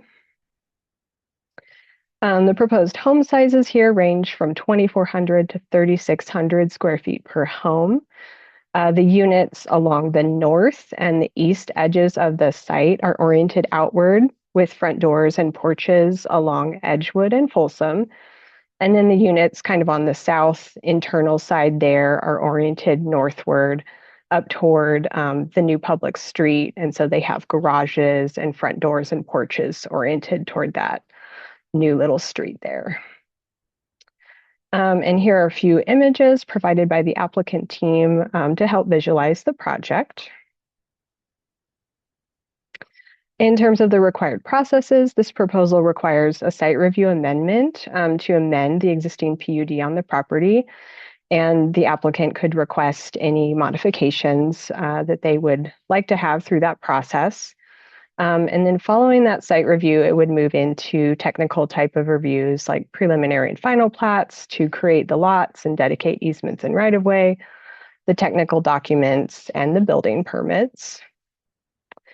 So staff identified these 3 key issues for discussion tonight, which are including the consistency with the Boulder Valley Comprehensive Plan, consistency with the site review criteria, and any other key issues identified by the board. So for key issue 1, consistency with the BVCP, overall staff found the proposed redevelopment is generally consistent with the BVCP land use designation of medium density residential and the role of this area in providing a medium density of housing near neighborhood and community shopping areas. The proposal includes features that support several BVCP policies, including providing a compact development pattern, providing a sensitive redevelopment on the existing developed portion of the property, and avoiding and limiting impacts to existing open natural lands and to the adjacent residential neighborhoods. It also provides for an enhanced design with homes oriented toward the public realm, building designs that are a human scale and have inviting front porches and have 4-sided cohesive design. Staff is recommending the proposal better address some other BVCP policies at the time of a site review application. So in terms of compatibility with adjacent land uses and addressing the surrounding context, staff is recommending the proposal better address the relationship of the site to the adjacent busy thoroughfares. Both Folsom Street and Edgewood are considered major streets in Title IX, and that's where the city's subdivision standards call for a design to reduce noise in residential lots to a reasonable level. So staff recommends considering how the unit types and the overall site design can better address the expected noise and traffic along there. So possibilities might include providing attached dwelling units along Folsom and a transition to detached units further west. And where detached homes are provided, staff is also recommending considering incorporating ADUs, accessory dwelling units, as these could add to the mix of sizes and types of living options on the site to support the city's housing policies that encourage providing additional living options as well as moderately sized and priced homes. In terms of the transportation connections for this project, transportation staff provided information in the memo and staff comments about necessary improvements and dedications that will support a complete network of multimodal connections. These include several items, including right-of-way improvements in Edgewood and Folsom for detached sidewalks and a minimum 8-foot planting strip. It included updating the corner of Edgewood and Folsom as a protected intersection, providing a buffered bike lane along Edgewood, and providing a connection from the site to adjacent multimodal connections like the bike lanes in Folsom and to the Goose Creek path. And that's intended to help prioritize walking and biking. And lastly, transportation staff noted that the access point along Edgewood, as well as the design of some of the driveways, would need revision to meet spacing and other technical requirements. And then moving on to the design a little bit more, for the proposed parking and garages, staff noted that where there are some homes that have garage entrances and front entries on the same side of the home, the garages should ideally be set back from the front building facade whenever possible. And lastly, we looked at the on-site open spaces. Typically for residential proposal, we'd be looking for common open spaces to be provided for residents to gather. Given that much of this site consists of natural areas, staff recommends exploring how a common open space for gathering could be provided for residents while also limiting any impacts to those sensitive natural areas. So for key issue 2, this key issue is specific to the proposal's consistency with the site review criteria in 9214. So again, you'll see many of the same items on this slide are quite similar to what I just went over with the BVCP, so I'll try not to spend too much time. Again, staff is recommending looking at those pedestrian connections to the existing network, making sure residents can get out to those paths more directly. And also looking at those common open spaces for gathering while limiting any impacts to natural areas, looking at that building and site design and the public realm interface to make sure it responds to the context along Folsom and expected noise and traffic, looking at things like the site design, setbacks, and unit types for that. And then again, looking at those garage and front entrances when they're on the same side of homes and trying to optimize that design as much as possible. So for next steps, following tonight's hearing, the item could be called up for an additional public hearing by City Council. Once it's through the concept plan review feedback process, a future site review application could be submitted, and then the site review would be decided by the planning department with call-up consideration by the planning board. And that concludes staff's presentation. Happy to take any questions. Thank you so much, Shannon. Very thorough and efficient and informative as always. Who has questions from the board for Shannon?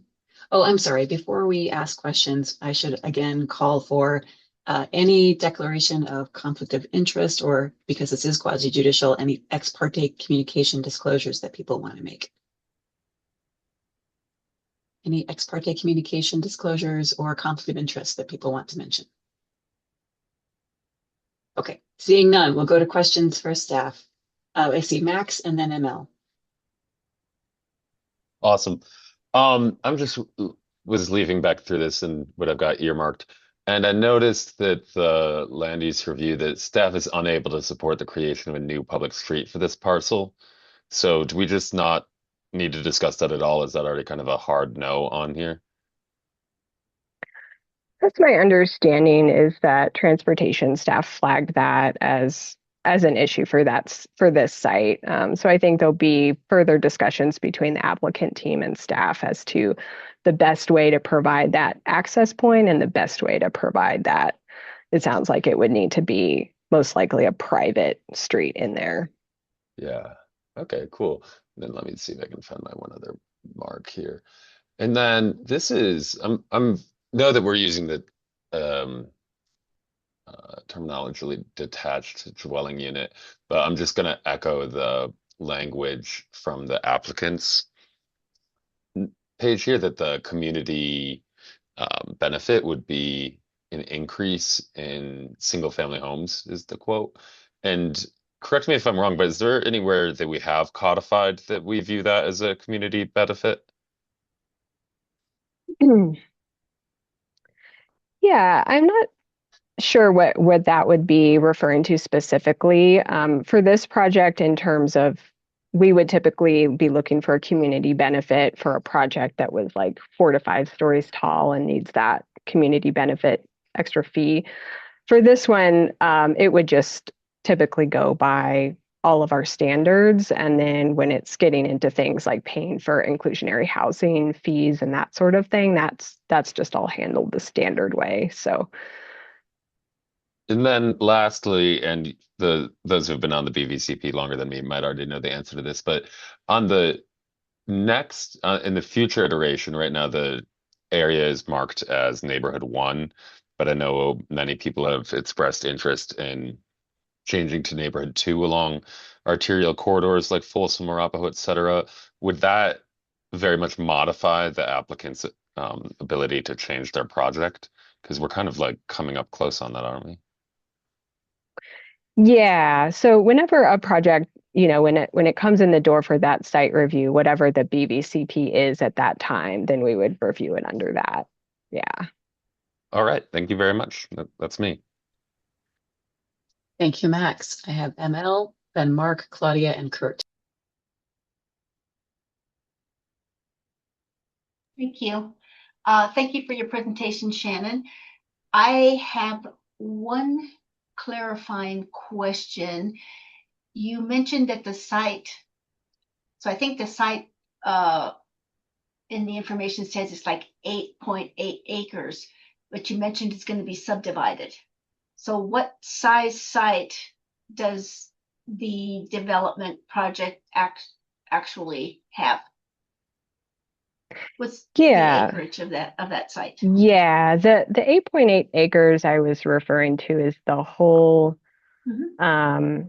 area outlined in this pink outline is the current lot that is owned by the church. So that's the 8.8 acres, and then someone could come in and like subdivide off pieces of that to create like an individual lot to sell for individual homes.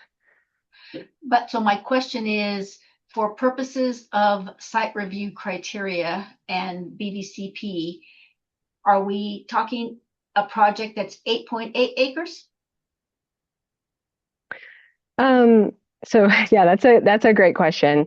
So because this property is split zoned, and it's also tied into a PUD with the property to the south, there are some of the criteria where we have to take that into consideration in terms of what we're looking at for like the housing types and densities and how the density is calculated. So that was taken into consideration when we did our review. So the RM1 portion of the site, which is where the development will be occurring, what is the size of that? I know I have it somewhere. I don't have it right in front of me, but yeah, I did have to run some numbers on that because of the split. Right. Okay. So the reason I'm asking is in regards to the acreage relative to the housing types that are required. There's a trigger point based on acreage. So I'm just curious how many acres we're dealing with here to kind of refer back to the site criteria of how many housing types are required. Yeah, I believe when we looked at that, so because this property is tied in with the property to the south in this PUD, and it's somewhat limited and the additional density it can add because they're sharing the open space. So when we looked at it, we did our calculation based on the part that's zoned RM and taking into consideration the fact that the property to the south has to be part of those calculations because they're kind of tied together through that PUD. So I believe they were in a good spot in terms of meeting the housing variety calculations, if that was sort of the question. Yes, H1F III, the requirement of that, which says if it's greater than 5 acres, it needs to have 2 housing types. And I'm just curious, is it greater than 5 acres? Yeah, we would consider that whole area in the pink. And so for this site, they would be able to include the attached dwelling units on the Trout Farm Condos property, as well as their proposed dwelling units toward meeting that requirement. Okay, so those are condos and detached houses. Mm-hmm. Perfect. It took a while to get to the question. Yeah, sorry. No worries. Yeah. I appreciate your answer. Thank you. Thank you. Mark is up next, then Claudia and Kurt. Okay, thanks, Shannon. Shannon, can you kind of either verify for me or explain to me what I'm perceiving as a little bit of a conflict in the code that's been brought out, that we want buildings, residential buildings, to engage with their respective streets. And in this case, we have two pretty high volume streets. Edgewood is, especially at this intersection, is pretty high volume, as is Folsom. And yet we also want residents, and they rightfully can desire privacy and quiet. So my question is which of those takes precedent, and is it really in conflict here, or am I missing something? And then in this zone, do we allow fencing on front yard fencing on the street side to encourage quiet and privacy, or does that completely obviate the desire for engagement with the front of the residence to the street? Yeah, I think that's a great question, and that's one of the things we considered and noted kind of in the comments, is that there is sort of that conflict there where we do, like you stated, we do want those buildings to interface and front on the street. We do also have subdivision standards that are pointing out that typically for a detached home situation along those major streets that are going to be busier and noisier, that it's looking for some sort of design element, typically either a larger setback or a landscape buffer of some sort along there to provide that little bit of distance and a little bit of noise considerations along there. So I would say that is a design consideration. It'd be helpful to get any thoughts or feedback on. Like you stated, the code is looking for somehow for that to be resolved. In terms of fencing, we do allow fencing. We would typically, try to encourage a type of fencing that would provide that, sense of permeability, so it's not just walled off. But we do allow fencing. Okay, thank you. My other question is, and this is kind of following on to Max's question, and do I understand then that, and I must have missed it, and I appreciate Max seeing this, that the applicant has in the illustration right here, new public street. Are you saying staff and transportation staff or whoever has said, no, this is not going to be a public street. It will be a private street, regardless of its configuration. There won't be a new public street within the confines of this application. That was my understanding, is that was the staff's determination, is that it should not be a public street added here. There was a few other comments noted regarding the configuration and design of it as well.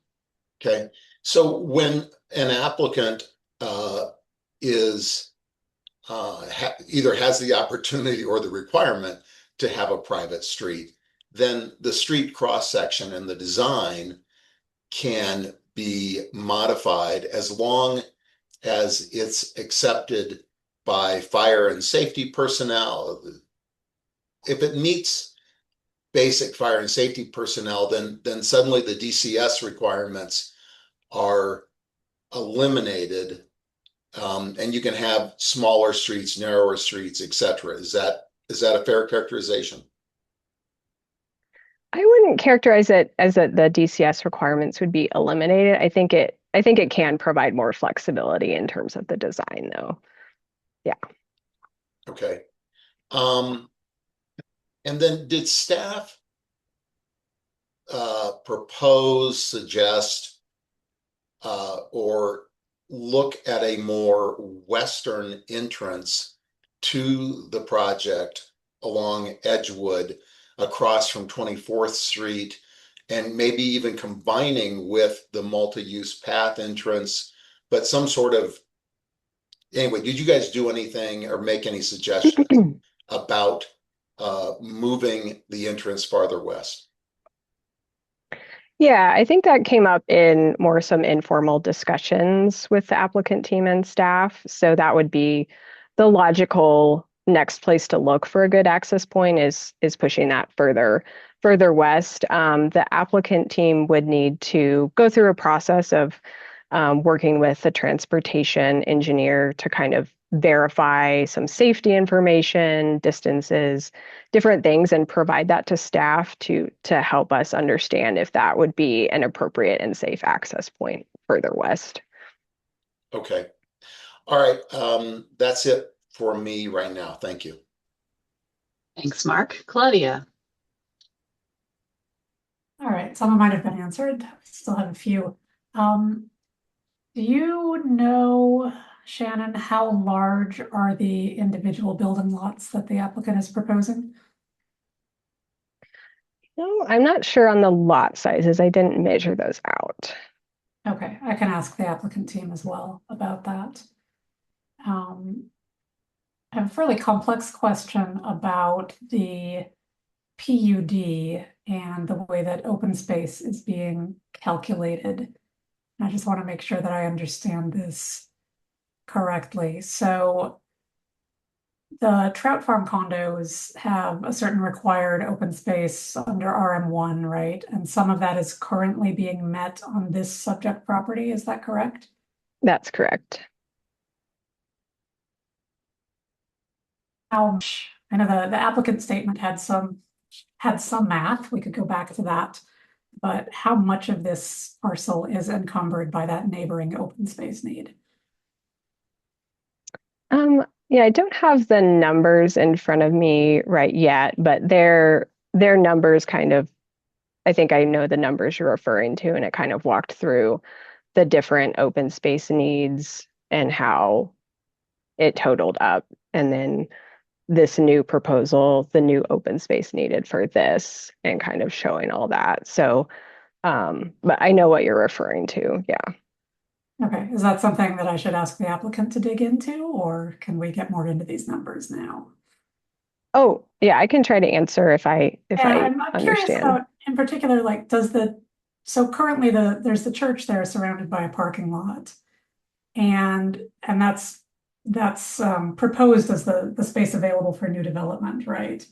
I'm curious if any of that space is being used to support the open space needs of the trout farm, or if somehow that entire need is being met on this western portion of the parcel that's being proposed to be left undeveloped. Like if the existing parking lot and church area is counted toward. So we don't allow buildings or parking lot areas to count toward your open space needs. So the PUD documented fairly well, and I don't have the document right in front of me, but it kind of subtracted out everything that was being used for like parking lot, building, and then resulted in the open space that was approved at that time. And so this proposal is working with kind of the open space that they could get and use. And so that's why their dwelling unit numbers are relatively low for what can be added because of the open space requirements that pertain to both these properties. All right. And so the open space is the one impact of the PUD that stood out to me. Are there any other limitations that the PUD is going to be placing on development at this separate property? I mean, when you come in for a site review amendment, you can, you're kind of in a new site review. So the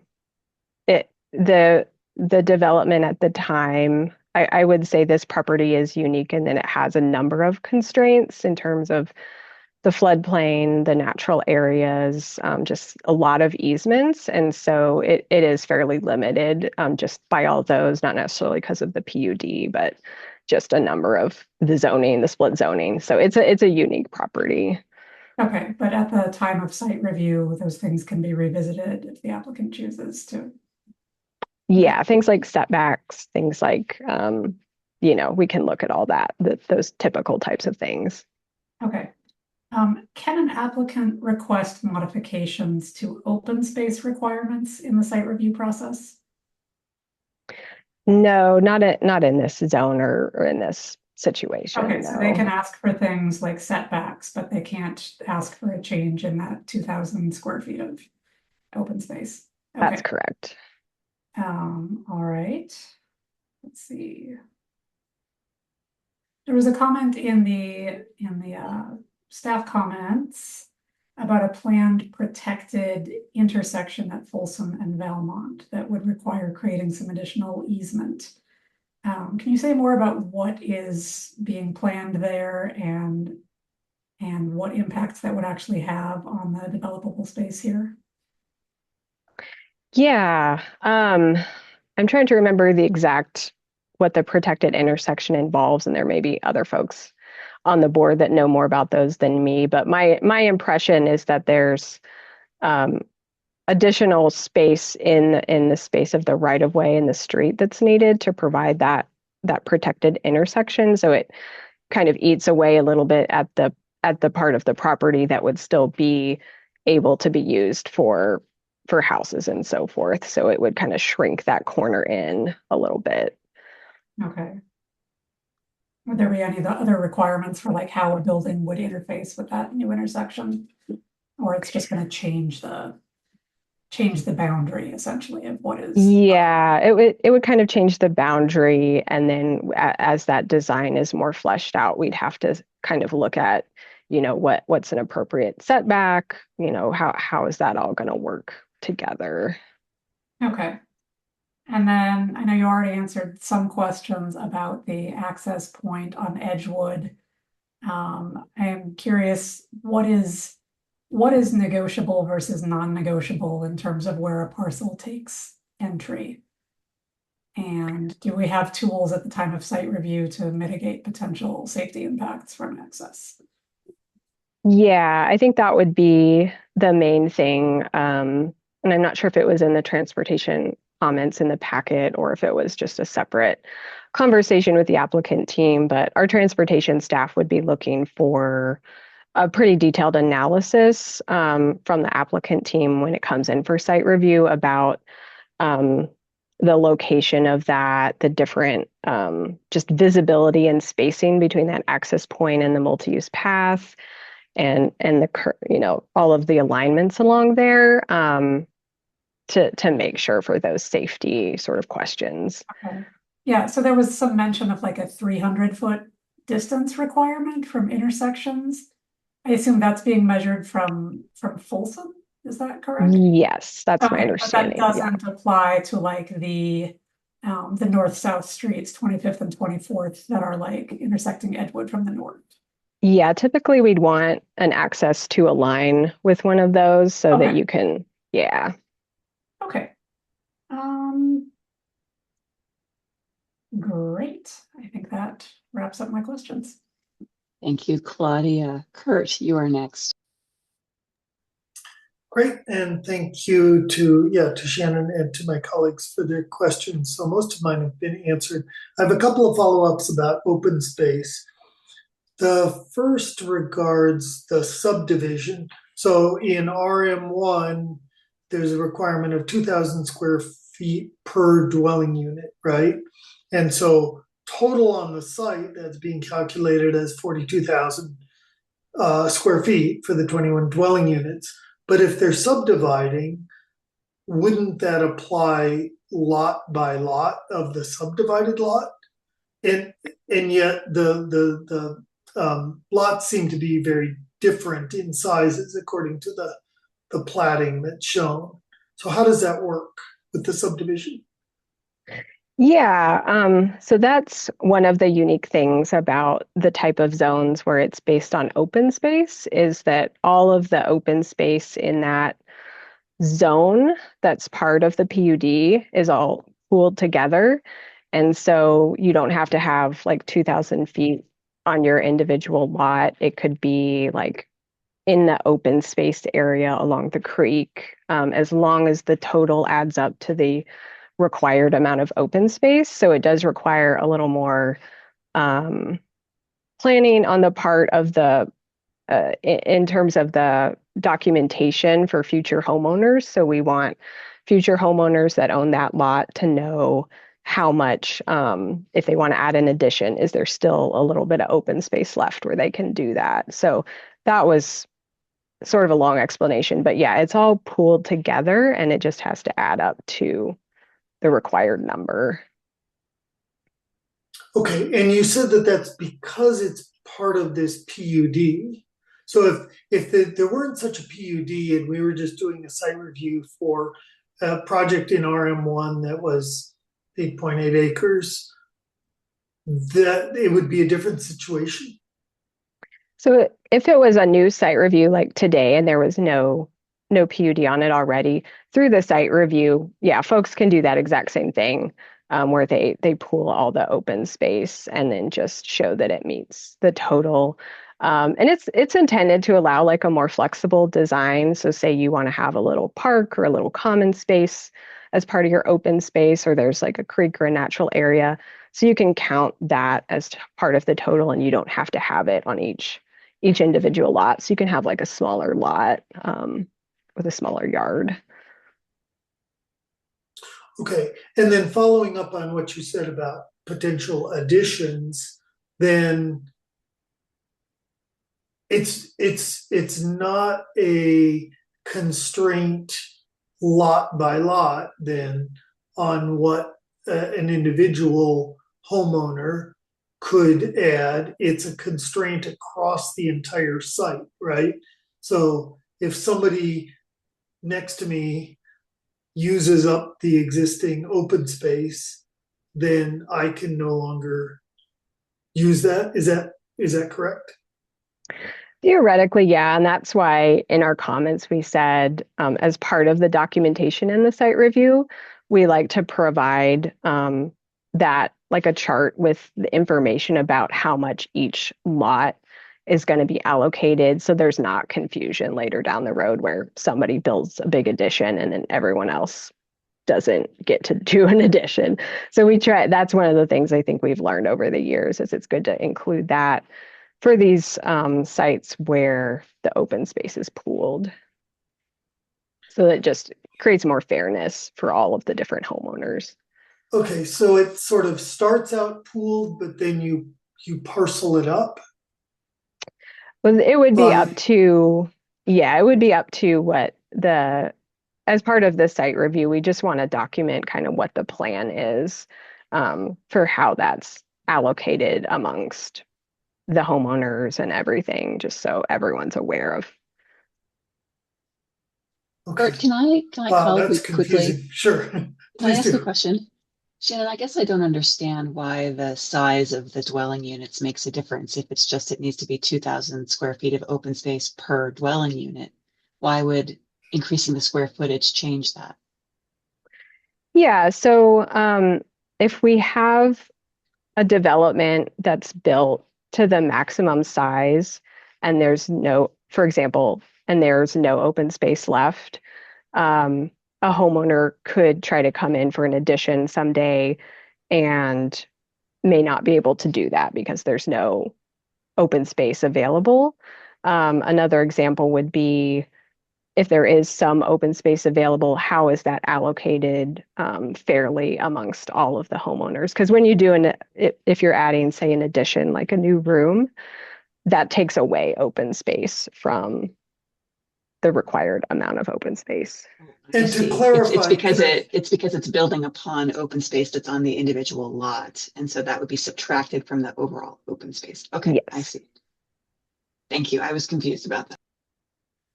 And just so that I can, thank you, Laura, I appreciate that. Just so that I can clarify, it's not an addition per se, it's an increase in footprint, right? That would be the concern. If you're expanding on the second floor above the first floor, then it's not a problem. Okay, yeah, great. Okay, thank you. Wow, that's it's complicated. The second one is about how open space, whether open space whether a private street would count as open space. My understanding is a public street does not. Is a private street different? Not to my knowledge. Generally, anywhere that's a paved surface with cars on it is typically not going to be counted as open space. The only caveat to that would be we can, like if there's areas of landscaping and so forth that are interspersed or around it or something like that, that could count as open space. Okay, great, thank you.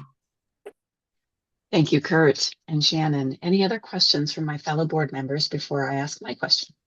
Laura, could I colloquy on that last question that Kurt had? Please. Because I thought there was some exception in the code here mentioned in the memo that the applicant can get credit for open space for a driveway to a detached housing unit. Yes, that's an important point. So our code for a detached dwelling unit, it's intended to count basically your whole yard, including your driveway that leads to your garage. So for this design, that helps the design meet open space requirements by providing units that are detached. It can count the driveway that's on your lot toward that open But space that amount. credit is not available for, say, duplexes or townhouses? That's correct. Okay, and does this proposal, do you know, is it using that driveway space to get to those required? I believe so. Yeah, I believe so. Yeah. Okay. Thanks. So colloquy on that. Shannon, do you know what the rationale is for why that is only available for detached dwelling units and not multifamily? That is a great question. I don't know that I know off the top of my head, other than for just for simplicity of open space calculations for like a detached home lot. But it's been in our code like that for a long time. Yeah. I would maybe flag that for a potential code update because we try not to. I'll save that for my comments, but yeah. Okay. So I have just a few questions for staff, and Shannon, if any of these are more appropriate for the applicant, I'm happy, just tell me and I'll save it for the applicant question. So I just want to mark for the public, we did have some exchange offline asking some clarification questions and clarified that 21 units is the maximum that can be achieved on this site. And if ADUs are included, those are accessory, they do not count as additional dwelling units. So I did want to ask, Shannon, you talked about having multifamily along Folsom and Edgewood. What is the multi-unit? What is the benefit of asking for those to be multi-unit attached rather than detached units? Why is that? What's staff's rationale for suggesting that? Yeah, the rationale for having more of that attached dwelling unit along those fronts is typically what we see is that provides a little bit more of that sense of barrier and buffer along that busy street versus a detached home.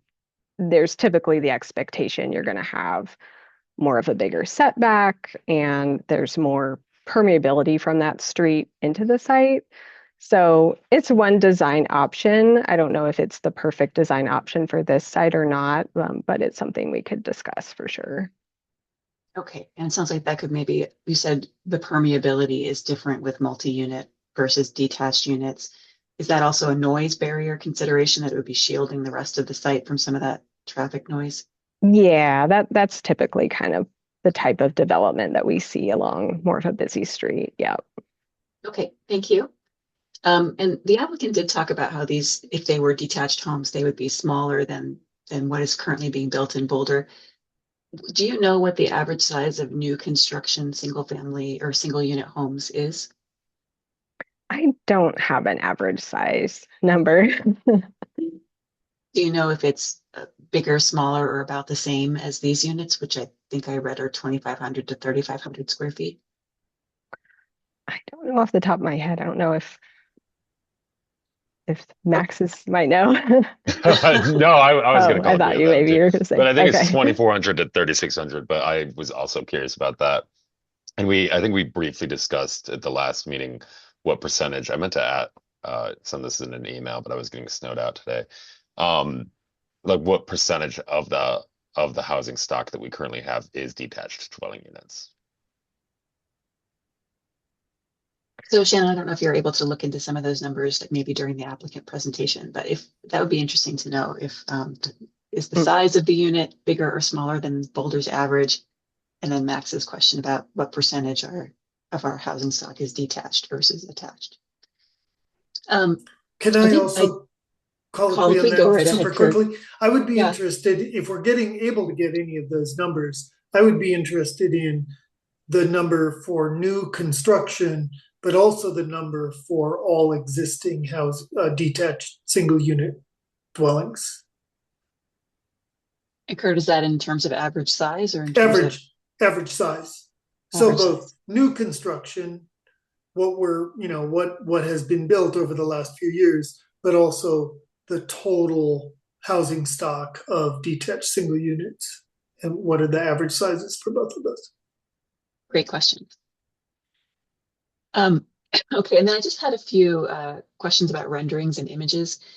Do we have anything that shows, you talked about having a connection to the multi-use paths, that's something that staff is suggesting. Can you show us where that would be on one of these images? Yeah. Are you able to see my cursor over here? We are. Okay. Okay, great. Yeah, I don't know that we had a specific location we were looking at for that. It seemed to us that ideally, if there was some way for folks that are kind of walking on this internal sidewalk to make their way over to the multi-use path without having to go all the way out onto either Edgewood or Folsom, that would be ideal.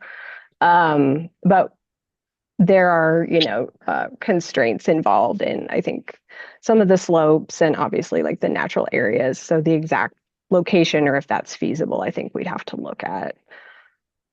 Okay, and I wanted to ask about some of the existing amenities, improvements. Some of them are a little bit primitive, but existing on the site from that parking lot, there are little pathways and little bridges over the creek. There's even what looks like a little sort of informal mountain bike trail or BMX bike trail that somebody has made there. There's a Unity garden that's fenced off. Would any of that remain, or what do you know what the applicant intends with those existing little bridges and pathways and garden? Yeah, I don't think that came up during our review, but I think the applicant could speak to kind of the plans for those. Okay, because there is currently a little staircase that goes down to the Goose Creek path there. And then my last question is, the site has that large southern portion, which is I think what a lot of the neighborhood commentary was about protecting. Is there any proposal, that sort of southwest portion of the site that's not going to be developed?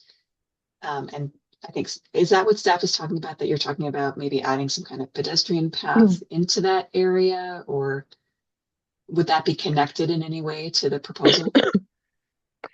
No, yeah, that was not what staff was suggesting. We were really focusing in on the proposed area of the homes and how those can just have a little easier connection to that existing the Goose Creek path. So okay, so there's no proposal that you're aware of to kind of connect over the creek and down into that southwest portion of the site?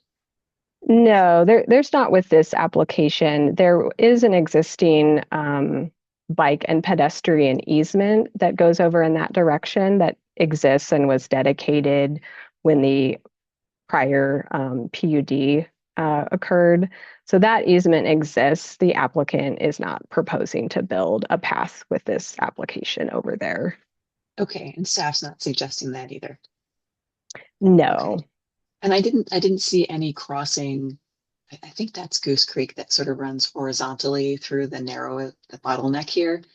I didn't see any crossing that exists currently that goes to the other side of Goose Creek there. Is that accurate? I guess I should ask the applicant that. Yeah, the applicant may know any, exact crossing locations. Yeah.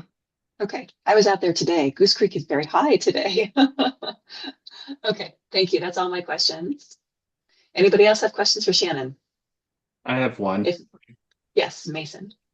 Yeah, thank you for everybody for your questions. I only have one that hasn't been asked, and it's kind of tailing on what Laura was just asking. It seems like there's quite a bit of area back behind these houses, this portion of the property that was just being discussed, it just really isn't accessible by road, and due to the the conveyance and the flood and all that stuff, really isn't suitable for building. Is there a process for um, converting to this to greenways or something of that nature with the city? Is that something that would ever be considered? That area there, that this portion of the site here, there is an existing scenic open space easement on that part of the property that's already been dedicated. So it is protected by that easement. And it's a very steep slope.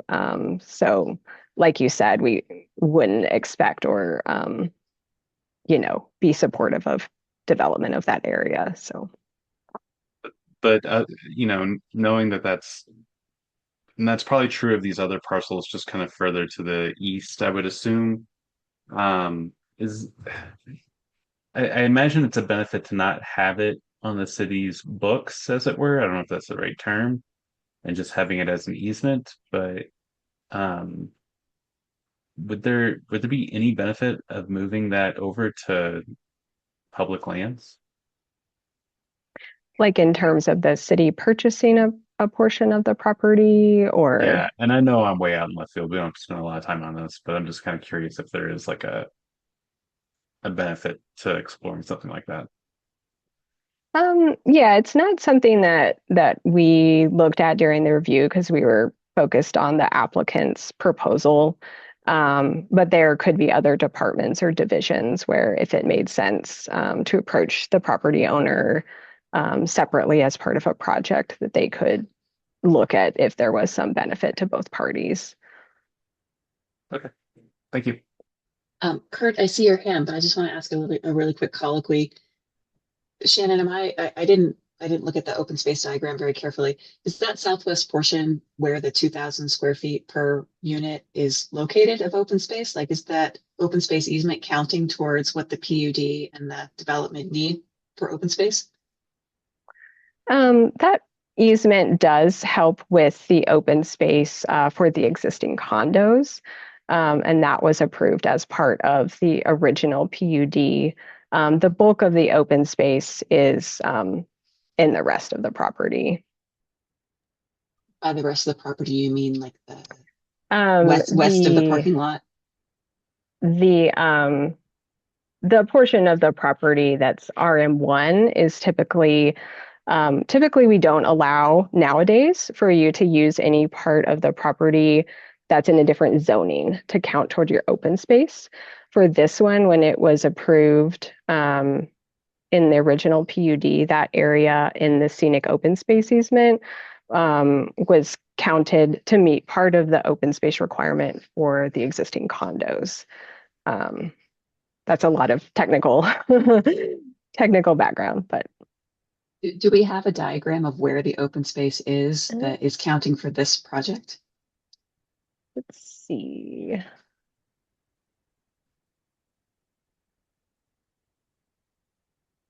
I don't know if I have anything right in front of me. The applicant may have some drawings that may show those numbers. Okay.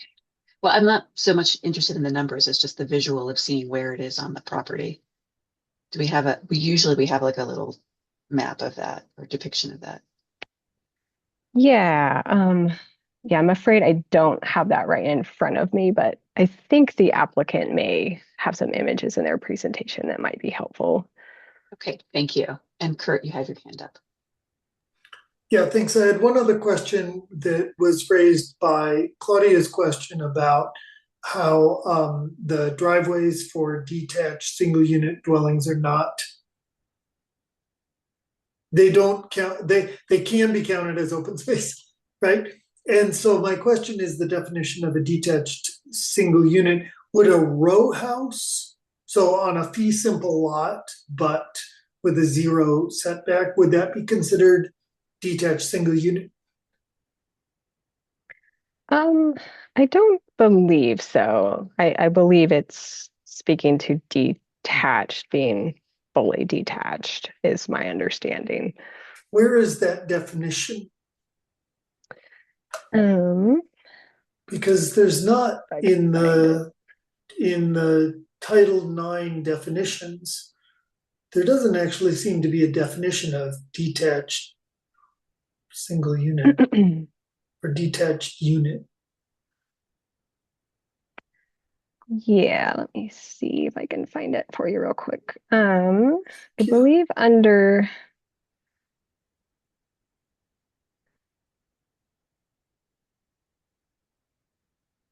so the definition of dwelling unit detached means no more than one dwelling unit within a structure.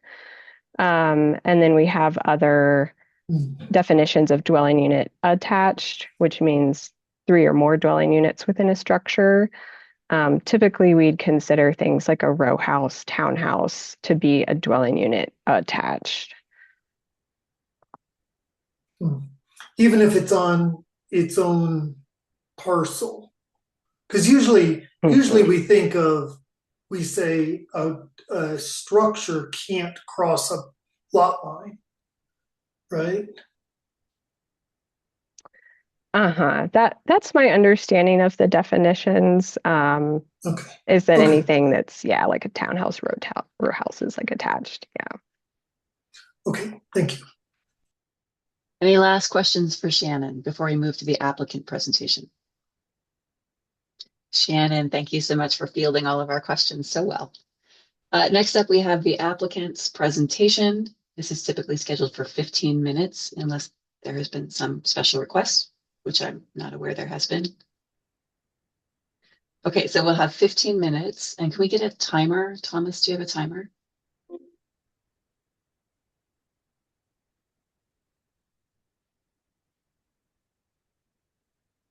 While you're pulling up the timer, could you also promote Mike Shattle, please?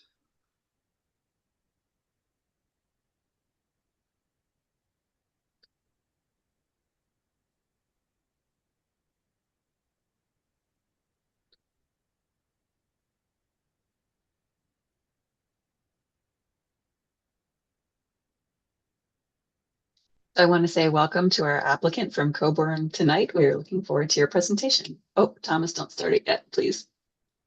Okay. All right, do we have everything we need to get started? If so, let's go ahead and start the applicant presentation. Take it away. Okay, are you seeing my screen now? Yes, we see it. Okay, and could you please promote Mike Shattle? Oh, that's me. Oh, you're there. Okay. Yeah. Great. Okay, hey, I'm Pete Weber. I'm with Coburn. Nice to see you all again. And Max, nice to see you for the first time. It seems somehow we get the really easy ones. I'll try to explain this open space thing to you when we get there. But I want to start with introducing Mike. Mike is with Unity Church, and he's just going to explain a little bit about why we're all here tonight. Oh. Hello, my name is Mike Shadle. I'm the church administrator at Unity of Boulder. I've been doing that for about 14 years now. Unity of Boulder has been a church in Boulder since 1991. And at that time, in this building, we've been in Boulder for even longer than that. But we've been in this building since 1991. And at the time we built this building, this was actually almost too small. But times have changed.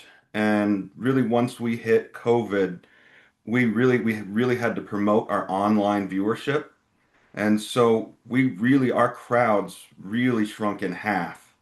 And finances dried up quite a bit. So having this building this size doesn't make a lot of sense for us anymore. We don't want to move, but we're just trying to take the steps with Coburn right now to move the process forward in case we ever do get to a situation where we can't afford the building anymore.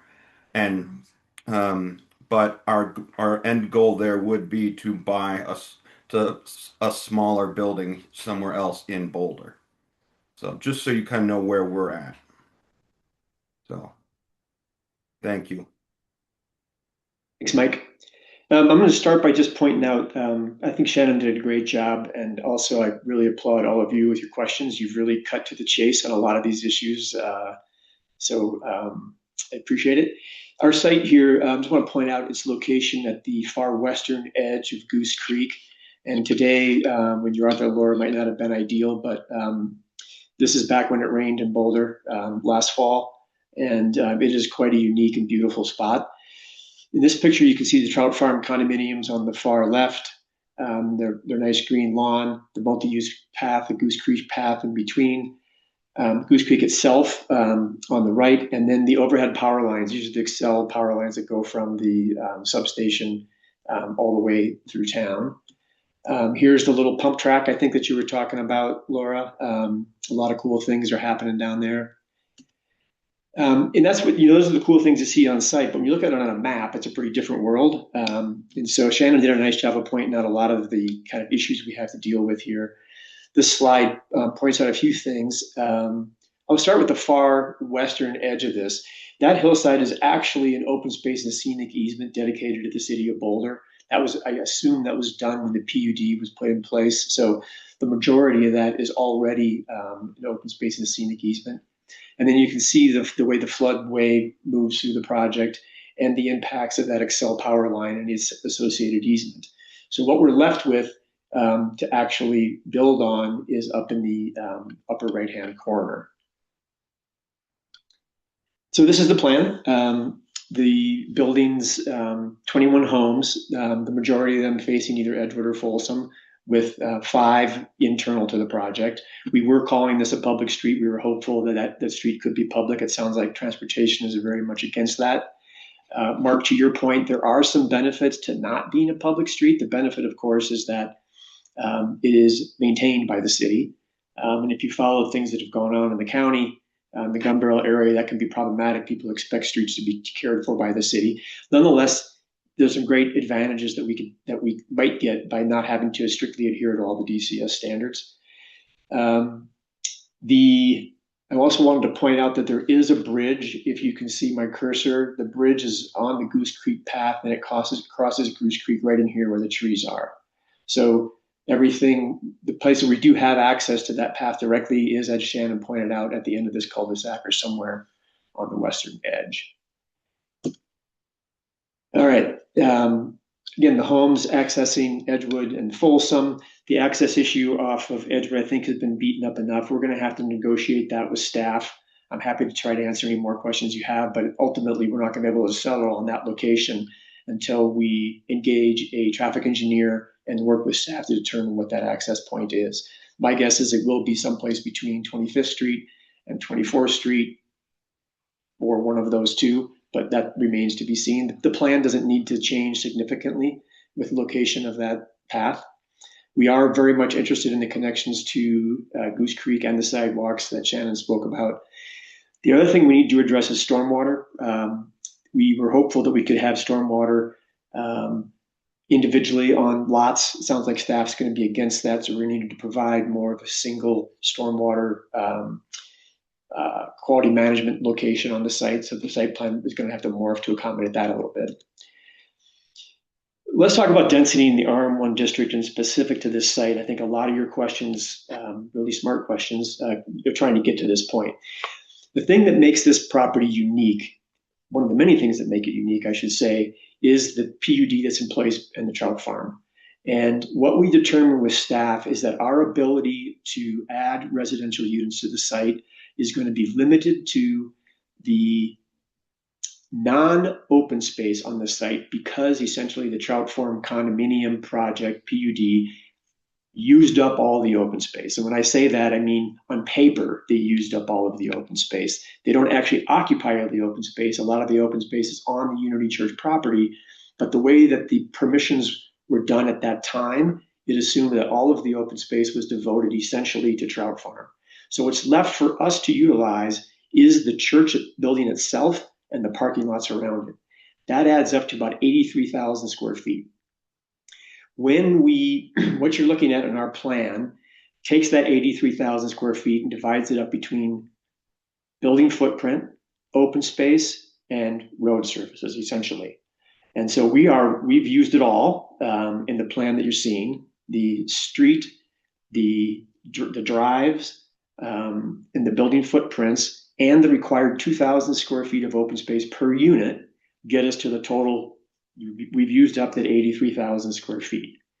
So, and Claudia hit right on one of the benefits of doing single family, which is that we can count driveways if they lead to a single family home. And I do believe that there is good reason for this. And I think it is that you can skateboard there, you can play basketball there, you can have a picnic there, you can put your lawn chairs out and you can turn it into a patio if you like. It can in fact function as functional open space. It doesn't always have to have a car in it in a single family configuration.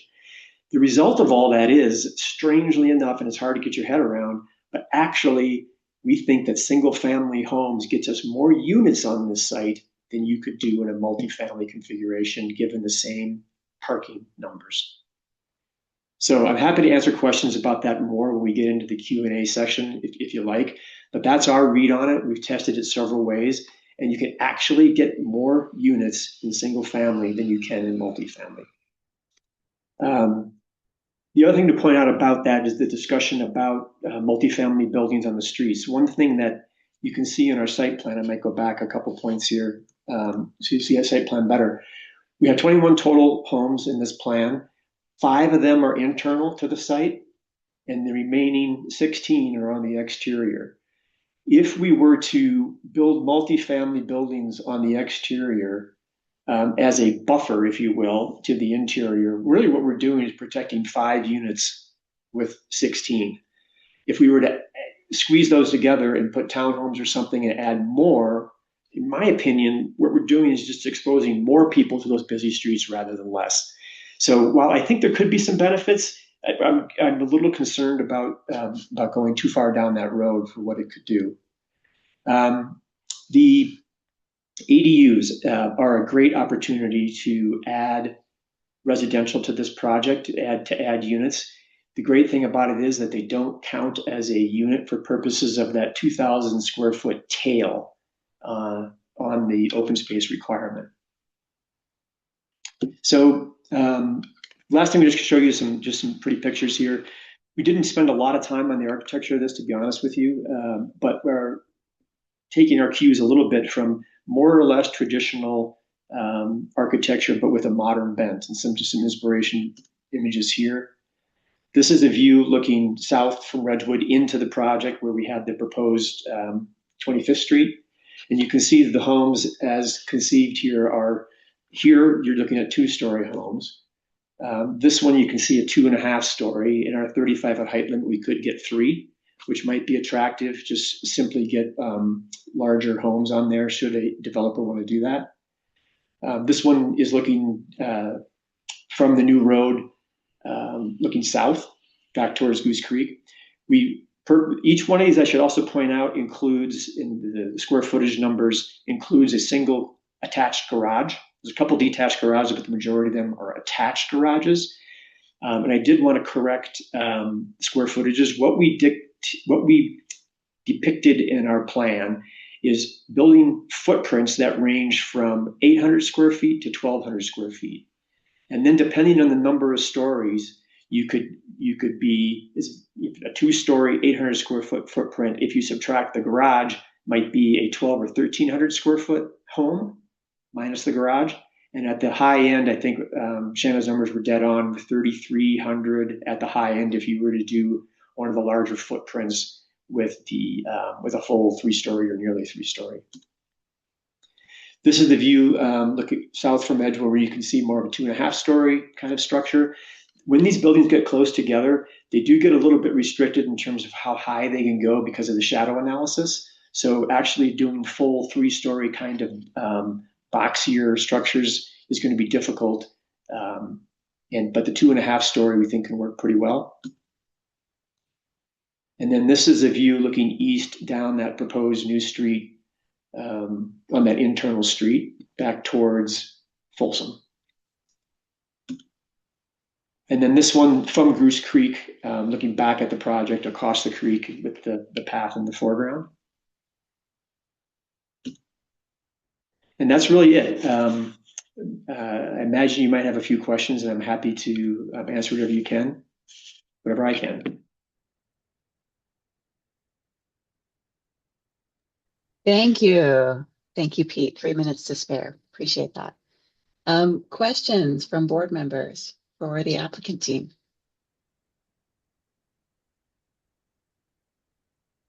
Claudia, you're first. Okay. I have so many questions, but let's start with some hopefully quick ones. So the city's bike path crosses the XL easement. Are you able to also do some sort of a connection across that easement? That is that XL Energy energy easement any sort of a barrier to creating the kind of connections that staff is recommending? I don't think so. We've worked with that easement on another site the last time I saw you. It's the same easement. What's not allowed there is structures. Okay. But I believe things that are at grade are not restricted by that easement. Great, thank you for that clarification. I just want to make sure we have clarity on this. What is your intention for the RL1 portion of the property? So that is the western arm of the property. Are you proposing any changes in terms of landscaping, open space activation on that portion of the property? Because it's not really even on a lot of your site plans that we're seeing diagrams for. Yeah, we're not planning to do anything there. I should point out that we are not the potential developer. There's always that chance. We are working on the site design and the buildings. So a potential developer that might come through may propose something, but that currently we weren't thinking that anything would happen there. That would just stay in the condition that it's in now. The area that Laura pointed out, that's on the other side of the path, that is still in the RM1, that's still kind of close to the project. I think there is some opportunity there for a community garden, that kind of thing, that could be intriguing. But as you get further east into the RL1, especially that hillside, I don't see anything happening there. Okay. What are the lot sizes for the individual houses that you're proposing? Yeah, let me back up here a second because they do range quite a bit. I believe our smallest is in the neighborhood of 3,000 square feet. And a couple of them get fairly large just because we have the property. So the lot at the southeast corner is quite large. That might be 8,000 square feet or more. The smaller ones are up here along Edgewood. These are the ones that are in the neighborhood of 3,000 square feet. And then this one here is also quite large because we can't build in this area with the power line and the flood zone, but it could be quite a large lot. So some of the lots may be quite large, and this gets to Kurt's point about aggregating the open space requirement. But the smaller ones are in the neighborhood of 3,000, 3,500, and the largest of these might be as much as 10,000, those big ones. Okay, so a mix of lot sizes, some are larger than the kind of RL1 minimum, some are smaller. Correct? Yes. Okay. Because I have kind of a overarching question about all of this. Like, what you're proposing looks a lot to me like what we would expect to see in RL1 for the most part, right? And yet, of course, you've got RM1 zoning on this property. Are you using any provisions or allowances of RM1 to get more housing on this property, or is this essentially an RL1 proposal with a few tweaks? It's an interesting way to look at it. I don't think we looked at it that way. I think we just strictly looked at it with the PUD restrictions in front of us. Without those, the land, I believe, is about 4 acres in the RM1 zone. So absent the PUD, we'd be able to get double ish of what we have there now. But with the PUD restriction, we're not able to. Okay. And then another kind of open-ended question for you. So we've read the staff comments on the proposal, and I think this came up a bit in our questions for staff. There's a fair amount of potentially contradictory feedback and advice in those comments that you're getting about things like street access, setbacks, where your buildings should front on the streets and so on, building types, whether you should have some attached units mixed in with detached, etc. Where do you think it's the most important to get clarity in expectations as you leave this concept review? And where do you think that exceptions or modifications at site review would deliver the greatest impacts, given what you're looking at right now? Appreciate that question. Yeah, that's great. I think the general site design, with the idea that the buildings largely front Edgewood and Folsom, and your reaction to that, combined with the internal buildings along Goose Creek. If you believe that a attached scenario for some reason is preferable, given that it may actually result in less total units, I think we'd like to know that.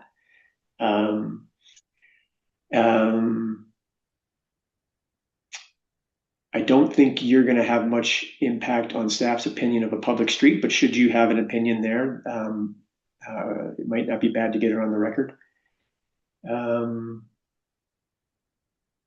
Those are the things I can think of.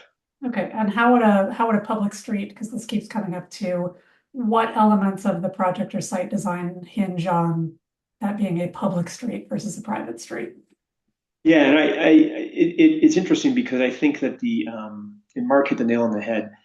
I think that absent the DCS standards, or I should say, loosening of the DCS standards, might allow us to narrow that road. And if we are able to narrow the road, it essentially yields more open space, which then could yield additional units if we got enough out of it. So that could actually be a benefit of a private street. Okay, but your ask has been for a public street, correct? Yeah, the reason for that what is that is going to facilitate for this design. Yeah, this design depicts what we think could comply, what could be considered a public street. We tried to make it meet the standards, the DCS standards. And the reason that we were trying to do this is twofold. One, that if we're able to do that, then these internal lots could be fee simple lots if they access a public street. If it's a private street, I don't know that they can be fee simple lots because they don't have access to a public street directly. So they might not be able to be fee simple. The other reason is what I mentioned during the presentation, is that if it's a public street, it's maintained by the city, not privately.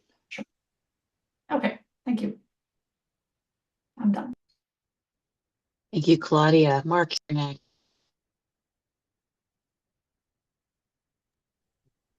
Okay. So not to belabor the public-private street entrance location, et cetera, too much, but, and I acknowledge that you said, hey, we got to work on this. But the longer I looked at this, the more of a puzzle it became. And the configuration of the housing units, my question, I'm going to phrase it as a question. Did you sketch out any configuration with a narrower street with the entrance farther west that would result in, rather than two kind of big cul-de-sacs, a much more narrow path through the middle for autos, or to the southern edge, kind of a round or a loop that would allow for a central open space? And I know you have lots of open space and everything, but a center kind of community facing, where the units facing each other would have a central open space. And I know there are a number of projects that have been developed where some co-housing projects, et cetera, where you have this kind of central open space. Anyway, did you sketch anything out? Did you, or is the site not really conducive to that? What did you do with that? Yeah, so a couple things. Our initial pre-app submittal had the entrance where the church has it now. You can see a hint of it right here between the second and third homes from the left there. That was our original proposed entrance. And at the pre-app stage, staff indicated that they didn't think that was going to work, and that would show a line with another street. The problem that we had with 24th Street, I believe this is here, is the proximity to the multi-use path. And we explored the idea of moving the multi-use path, shifting that to the west, but then the intersection with the multi-use path gets too close to this curve in Edgewood.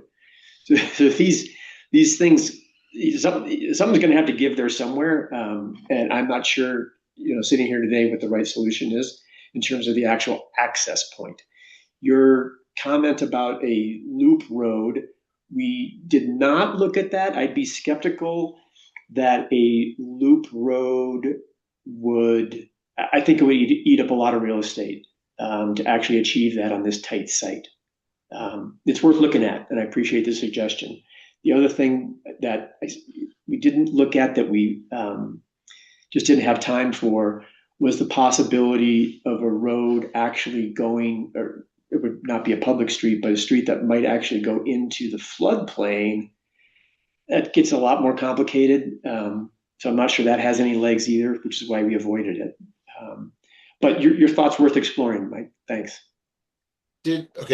Final question is, did you explore segregating parking and garages from the housing units and having really almost no street in access to the residential units, and having garages and parking separated? No, we haven't. It's something we've done before, and I think it's a really interesting concept. That could be that'd be something we should take a look at, because it would allow us to reduce pavement, and could actually net more for us. It's an interesting idea. Okay. All right, thank you. Those are my questions. Thank you, Mark. I've gone off video because I'm getting some choppiness here, so I'm trying to make sure I'm not lagging behind. Max, you have your hand up. Yeah, actually, I'm right behind Mark on that one. I was also curious about that, because correct me if I'm wrong, and once again, to borrow your word, belabor, what we're bucking against is if you attach to these units, you would essentially lose the ability to write off the driveways as open space, and we're already completely up against that. But if they were attached and you had less shadow restrictions, you could space them out more and then have more shareable space, so long as we didn't have driveways for each unit, right? Right. Or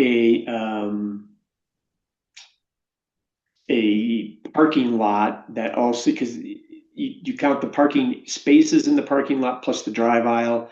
So just the math of that gets difficult, unless, as Mark I think was alluding to, if you were to really centralize that and do that very efficiently, that you might be able to come out ahead. Okay, sorry. I'm going to leave it there for now. Okay. Thank you, Max. Other folks with questions for the applicant? Okay, I'll go ahead and ask mine, and then if anybody else has questions, please put your hand up. So I'm sorry, you may have addressed this while my internet was fading away a little bit, but could you speak about that, the amenities that currently exist on the western part of the site, like that Unity Garden and that path that you talked about and little bridges over Goose Creek? What of that would remain and what is proposed to go away? Yeah, I think you did miss that, Laura, but we haven't addressed it. I think it is a really interesting opportunity. There is good land there that could be used for a community garden or a number of other things that can be part of the project. So while we haven't addressed it yet, I think it's an opportunity that we should definitely consider. Okay, thank you. I'm sorry that I missed that. With the subdivision of the land, how is that portion divided up? Is it like a common outlot, or how do you distribute that land to the west? It's a great question, and I don't think we have an answer for you. Mason's comment was interesting. Like, does that land get dedicated to the city? I think could be an interesting approach, because I don't know that it has, especially the far western portion of it, I don't know that it has value as anything other than the wildlife corridor that some of the neighbors have talked about. I don't think it makes sense to bring any pathways into there. The immediate western portion, I think, is really interesting what we talked about. But going further in, I don't know what that is going to be, and it actually could be considered, I think, a little bit of a liability in terms of the steepness of that slope. So I don't know, I think, is the best way to put it. The most honest thank you. answer. And then my last question, you mentioned that ADUs could be part of this. Were you thinking attached ADUs that are internal to these units as you've defined them, or were you thinking detached ADUs? I think both are possible. I don't think that there's any. The only thing the ADU will do that will affect the overall yield of the project is that they will add footprint, which could take away open space. So I think it would be up to the ultimate developer to take a look at it and see what might make more sense. Attached ADUs have a little less utility requirement and so on, so they may be a little bit more attractive, but then you've got neighbors that you might not prefer. So don't know. I think either are possible. Okay, thank you. Anybody else have questions for the applicants? All right, seeing none, then it is time for our public hearing. This is an opportunity for members of the public who wish to speak on this item to go ahead and raise your hands. And we'd like to get an initial count. So if everybody who wants to speak could please put your hand up.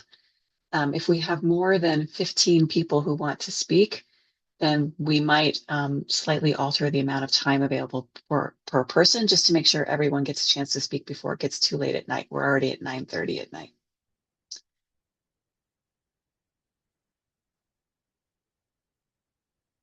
Okay, so I'm not seeing more than 15 hands. So we'll go ahead and stay with 3 minutes per person, and I will turn it over to Vivian to run the public hearing. Thank you, Vivian. Yes, thank you. Thomas, hopefully you can get the timer up. You might need the presenter to stop sharing their screen so we can take it back over. But each person will have 3 minutes. So I'll call on you in the order that the hands were raised, and I'll let you know who is up next so you can get ready. And please introduce yourself with your first and last name. So first we have listed here as Jiankin LLC. Please go ahead, you have 3 minutes. And then next we have Dennis Bashline.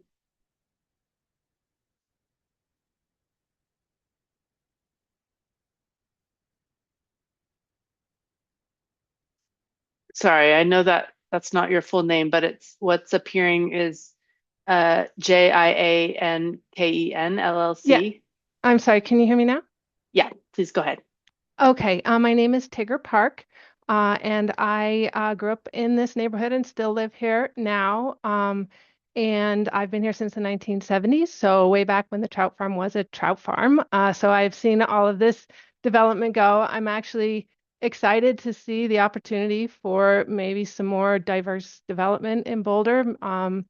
I do have, between myself and my family, we have 5 of us that all actually face this property between the trout farm and Green Meadows.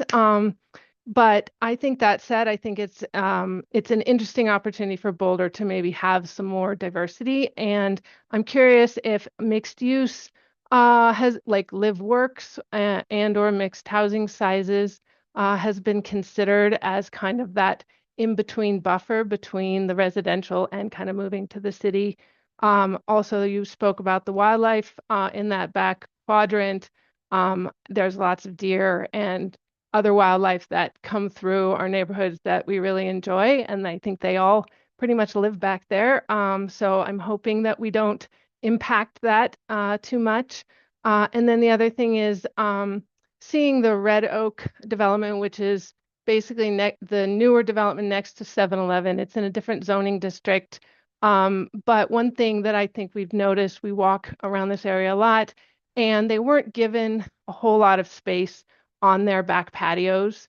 They're basically right up adjacent to the sidewalk. And I think it makes for a poor like sort of living experience, because you can't really, have a little buffer from people that are walking by when you're trying to, hang out with your family. So perhaps, I don't know if RM1 allows a little bit more of a landscape setback, just to give people that space, and you don't feel like you're encroaching in somebody's afternoon. And I think that's pretty much, oh, and just hoping that maybe we can try to preserve some of the mature trees in this area. They've been there for a long time. Thank you so much for your time. Thank you. Thanks for staying within the time as well. So next we have Dennis Bashline, followed by Lynn Siegel. Please go ahead, Dennis.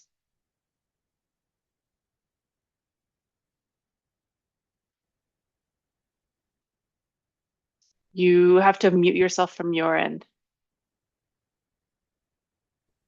There you go. Hi, I'm Peggy Bashline, and we share the same email. So I pre-made an audio, and I'm hoping you can hear it. Here we go. After skimming most of the 200 pages on this latest Monster Coburn project, I find it amazing the city cannot accept the fact that the people of North Boulder and beyond have no interest in disturbing so much as a hair on the head of the corridor behind Edgewood. I'm ashamed most of city council and local government cannot accept no for an answer. I'm ashamed. You are servants representing the informed majority. Even the people with flooded basements object to this travesty. And I can only imagine what those who didn't survive in 2013 must be thinking as they look down upon what will be a Holocaust for the innocent trees and wildlife slated for expulsion. The church property represents what is the last portion of the wildlife corridor behind Edgewood.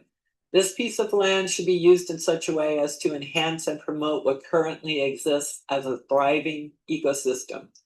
Why do the words persecution and Hitler so often cross my mind? I'll never understand why anyone or any group would ever want to destroy such a beautiful existence off the face of the planet, only to redecorate and establish what they suddenly deem best. Our area, now under siege, did so well during the flood of 2013 that the city did an about face with their opinions on just how flood-worthy it truly is. If you've ever seen Kiss the Ground on Netflix, you'd realize how important it is not to disturb the dirt and the ground bed of Goose Creek. You would realize the history of what has been created, how valuable it is, and you would not for a moment want to disturb its treasures. I believe Coburn and Reach 6 are related fraternally, and each believes he has rights to the corridor from 19th to Folsom. Where they meet in the middle is my home, and I'm sick of the fight to take. I despise both brothers, as do the majority who find the city's efforts to implement archaic practices such as eminent domain a step backward in evolution. After skimming most of the 200 pages on this latest Monster Coburn project, I find it amazing the city cannot. I'm done. Okay, she's done. Thank you. Thank you. And I'm sorry to interrupt, Vivian, but Dennis, did you want to separately speak? You could also have 3 minutes. No, I agree. We'll talk to you later. Okay, thank you. And I did neglect to encourage people to disclose if you have any financial relationship to this project, such as you are a consultant to the team or you live in the neighborhood. I do believe that the folks we've heard from so far disclose that they do live in the neighborhood. But for folks who haven't spoken yet, please do disclose any connection you have to the project. Great. Next up, and please remember to introduce yourself. Lynn Siegel, followed by M. Smith. Lynn, please go ahead. You have 3 minutes. You introduced me enough. I hadn't had that take on this as a wildlife corridor. I was gonna say I'm glad that it's not another, what is the name of that place? Pelusio's or something, Folsom and Pearl. A big giant multi-story development. But looking at this place historically, I was glad I understood what happened with Groverland from Unity Church that he's moving or that he needs to make some money on his land, I suppose, after COVID. But it's just interesting thinking that this was built in 92 and it's going to be demoed, and how it could somehow be incorporated into urban design would be kind of neat. And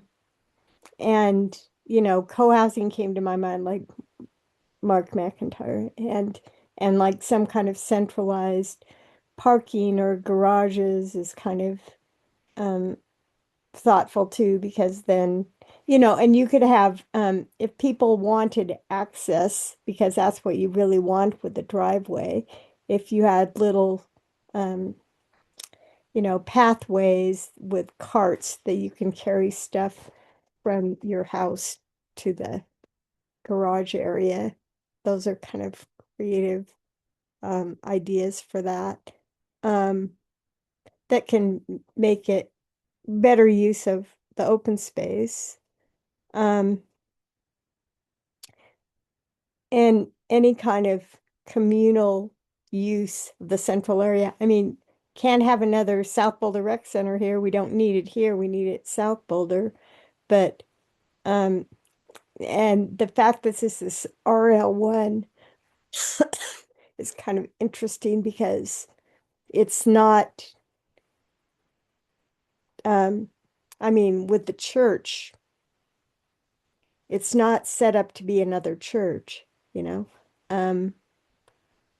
I don't know that much about all of this, but I'm just glad it's not a big, huge development like the one at Folsom. And a lot of interesting thought has gone into it, I think.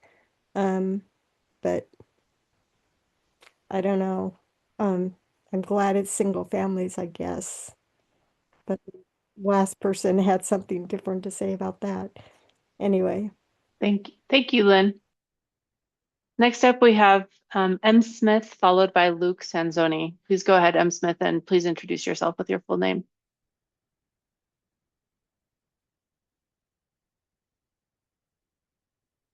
Hello, my name is Michael Smith, and I live on 24th Street. I've lived there. My wife and I have lived here for 35 years.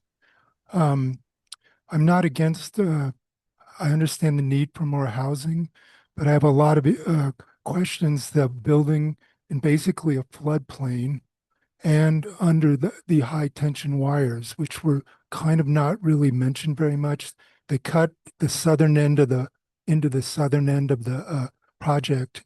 I'm just wondering who's going to spend. These houses won't be low price, really. When I asked the design people, they weren't sure there was an affordable aspect of it. Anyway, my basic thing, since it's getting late, is having the entrance exit be butting into 25th Street is really a bad idea. It's so close to the intersection. And I think that's been mentioned, but I think having it across from 24th Street is also really bad. That I want to emphasize how dangerous the current bike crossing is. One person's already been killed there late last year. I cross it all the time. Cars don't stop. They're constantly speeding through there. And that crossing is used by people bringing children, for instance, to school. There's an elementary school up 23rd Street. I think it's Columbine. And so I'm just saying to mushing it in there, I would hope to consider that the current exit and entrance is on the east side of the property. That's where the church exits and entrance, and it has one small spill off in the on the north side. So I would consider something where it's not creating one more jam on that north side, and just how dangerous the whole street is and that bike crossing is.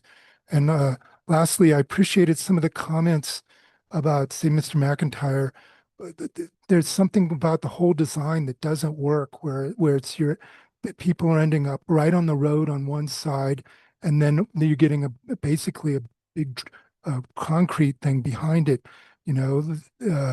Maybe the houses could, along the rest of the Edgewood, go right. Each house exits and entrance from that house. Same thing with Folsom, and then you could have basically the main part of the house facing that inside in the central, grouping.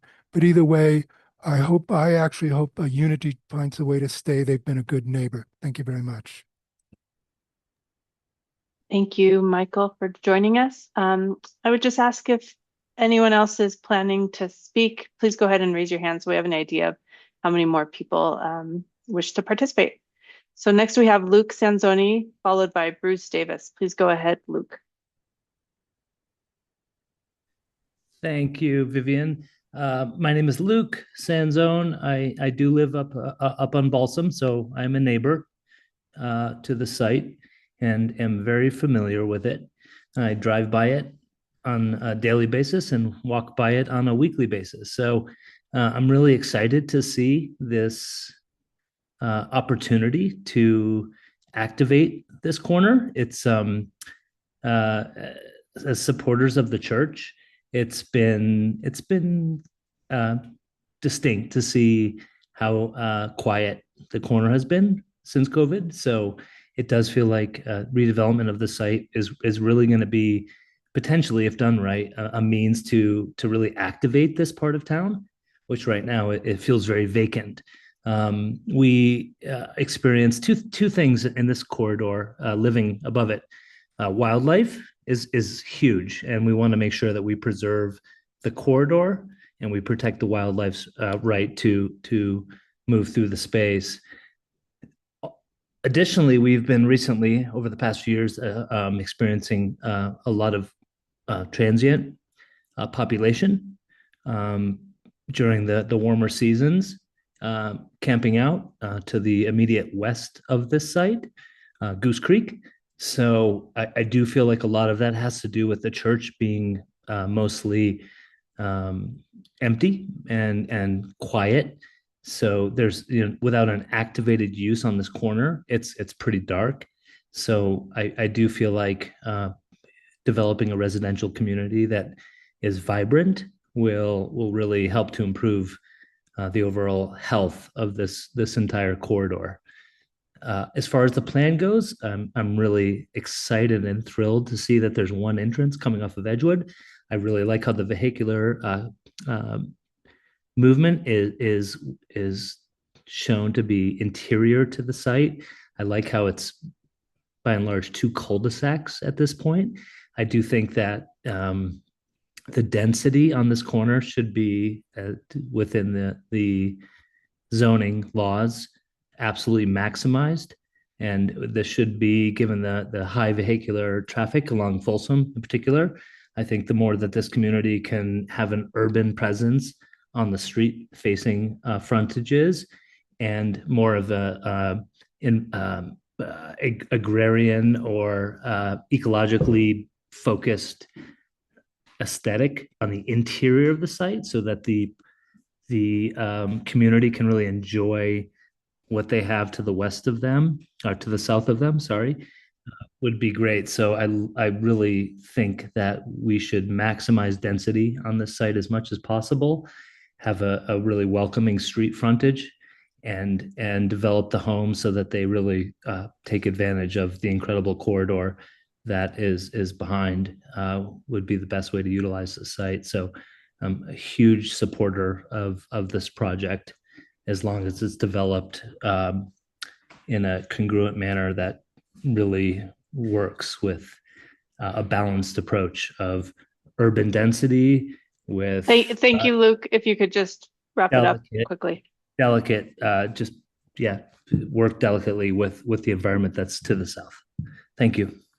Thank you. And I didn't rush you because our timer had a little bit of a technical problem, but thank you. Next up, we have Bruce Davis, followed by Devin. Please go ahead, Bruce.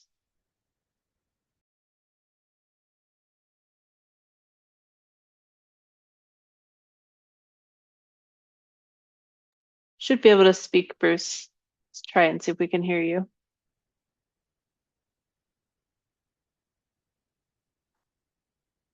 You have to unmute from your end. Oh, I think it's working. Go ahead. Wonderful. Well, thank you. My name is Bruce Davis, and I'm a neighbor to Luke. He's 2 houses away from me. My home is connected to the western portion of the open space easement. So first of all, thanks to the board for all this great work you do. I'm really impressed with the process and level of detail. Just I wanted to jump on Luke's point about transients that are sometimes, behind the hill there. We worry sometimes about open fire and campfires that are there. And, I just want to jump on what Robert mentioned earlier about liability on the backside of this property. Right now when we have a challenge, we call the church because it's their property and they engage with, any type of oversight or enforcement that needs to go and look at this area. And with this change, that's just a note I want to comment on is I want to make sure we understand who's responsible for this property. And if there were to be an issue, how does that get resolved? Whether it's through an HOA or just whatever the management would be. So just wanted to note that. And then, another, interesting thing here is that there's been inquiries in the past to subdivide that property, the open space easement property, and essentially sell it to adjacent properties. And I know that there's not a desire to develop the property because it's as some people put out in the meeting today, it's undevelopable due to the grade and access, et cetera. But it would enable control and the ability to mitigate issues if they were to arise on the backside of essentially where this property is. So I just wanted to put that out there that I think there is interest in that, not for development, but for just someone to be watchful over the property and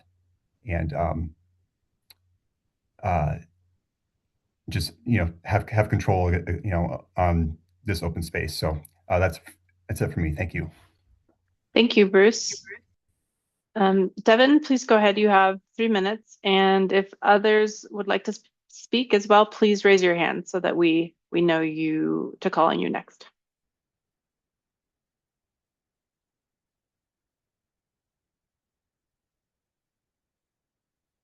And you have to unmute from your end, Devin. And please introduce yourself with your full name. Thank you. Can you hear me now? Yes. Okay, great. Thank you. Devin Riker, and I back up to both the corridor and the church property. Very supportive of this effort to bring in more residential housing. I think it's a fantastic repurposing of what is, mostly a parking lot, at least for the majority of the period of time.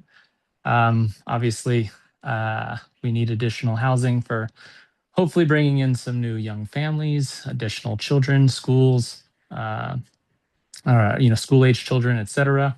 I do want to plus one the sentiment with respect to liability on the western edge property. I know that the church, as the owners of the property, are also responsible for maintaining, removing shrubs and trees and anything that could potentially be part of a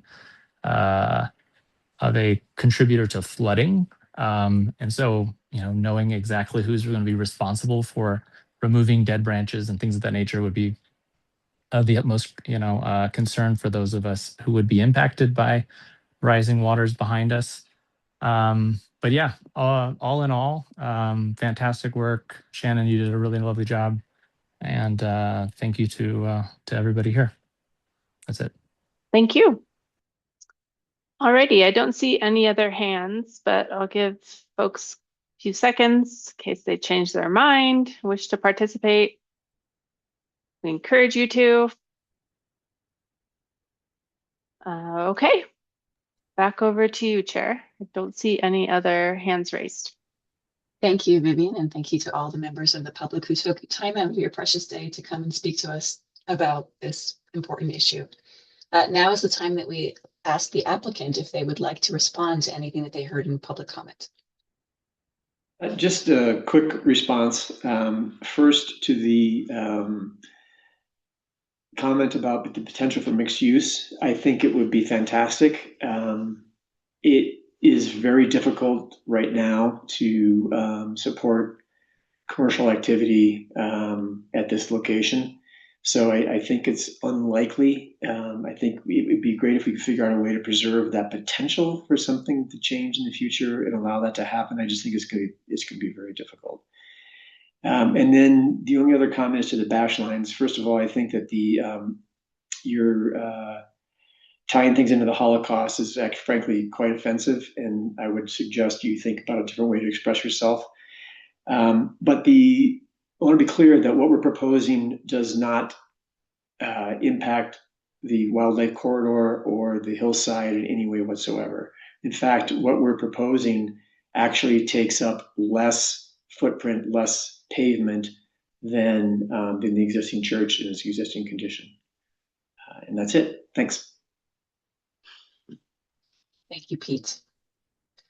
Okay, so that concludes the public hearing. And now is the time for planning board to provide our comments back to the applicant. This is a concept review, so there's no decision, there's no voting. We just individually can speak to the applicant. And then if we want to have any interchange with each other, we certainly can, or ask any additional questions of staff. Given the lateness of the hour, it's 10 o'clock and we do have one more agenda item to go. I would encourage everyone to try to be concise, but thorough, and provide all of your good comments to the applicant that will be helpful to them when they think about coming back for site review.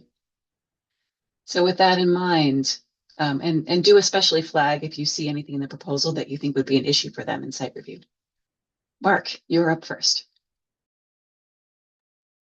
After a year of going last, it's fun to go first. So, and before I go on with my comments regarding the concept review, I too, in this last year, as chair, I have been really impressed, and I was impressed tonight with almost all of the public commentary. But I too found one of the commenters raising of Nazism and the Holocaust in relation to housing for residents of Boulder to be both offensive, unhelpful, and do nothing for their cause. So I make a point of trying not to respond to public comment unless it's severe. And in this case, I found it severely distressing and not worthy of any of our time. So going on to the concept review. I am in concept in favor of this particular redevelopment, but the puzzle is the access and the frontage on busy streets combined with a desire for privacy and quiet and a sense of community. This will be this could be a very nice small community. And so the design puzzle is primarily, for me, focused around how to minimize the pavement, how to make the street a place where, rather than big, large cul-de-sacs, where kids can be, where kids can be out playing, where people can be out on their, whether it's their front or back porch or whatever, but relating to one another. And so I think that's really the puzzle with this. And I think the design team with more work and the flexibility that a private street and some creativity about about how to either join or more further separate the multi-use path access on Edgewood with access into the site. But I think actually a creative streetscape design between 24th and entrance into the project and the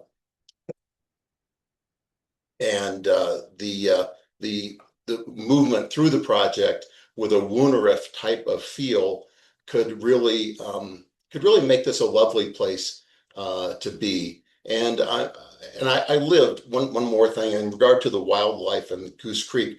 I lived for 20 years up on Balsam, and maybe I was neighbors. I lived at 2375 and 2045, and walked out my backyard and down the hill and across the church and many times. And it is a lovely wildlife corridor, and I find that this current concept maintains that and rewards that.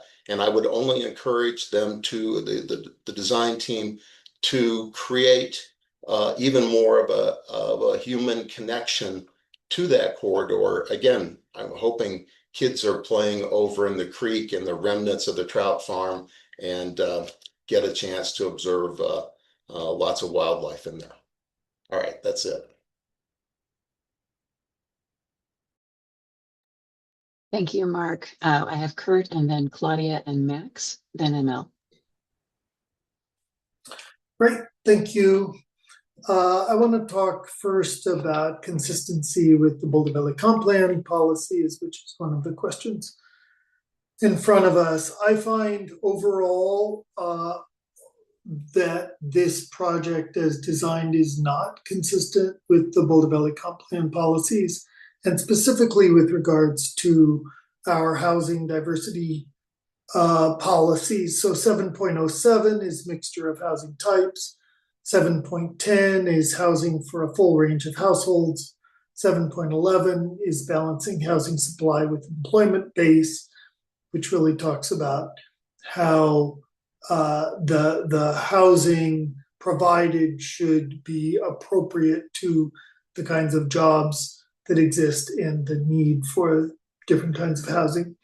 717, which is market affordability, and also in the site review criteria, 9214A4, which is about housing diversity. So my concern is we're talking about 2,400 to 3,600 square foot houses, which, and really the problem is not so much the size per se, but of course, but the cost. So realistically, these will probably be in the $2 to $3 million range. They may indeed be smaller than the average new construction of detached single unit houses being built in the city, but I'm quite confident that they are significantly larger than the overall average, which is why I was asking about that earlier. So adding this project in will increase the overall size, I believe, of detached single unit houses in the city and of housing units overall, since attached tend to be smaller. So that I feel like, and certainly increase the overall, the average cost.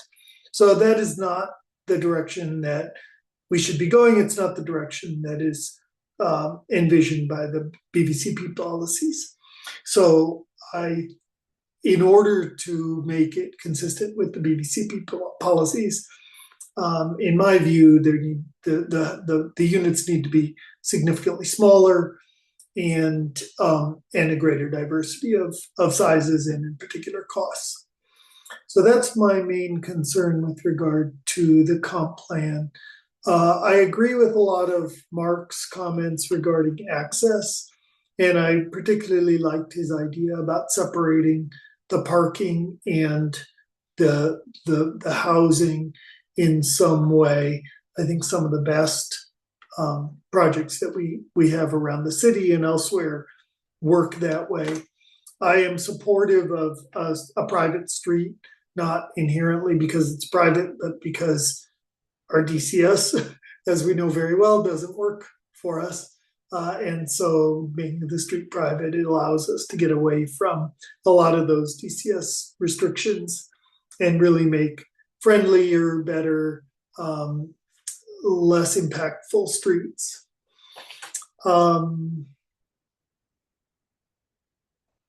And I think that clearly there need to be better connections, pedestrian connections, both on the west side to Edgewood heading west, and to the Goose Creek Path on the west end, and also on the east to Folsom. So I imagine someone who lives, for example, on the southeast of this project, wanting to go south on Folsom, they would have to walk all the way out. In the current design, they would have to walk all the way out on the 25th Street alignment around to get to Folsom, and it would add, a couple of blocks really effectively to their route. And so some sort of direct connections, both eastbound and westbound, I think are important for pedestrians and bikes.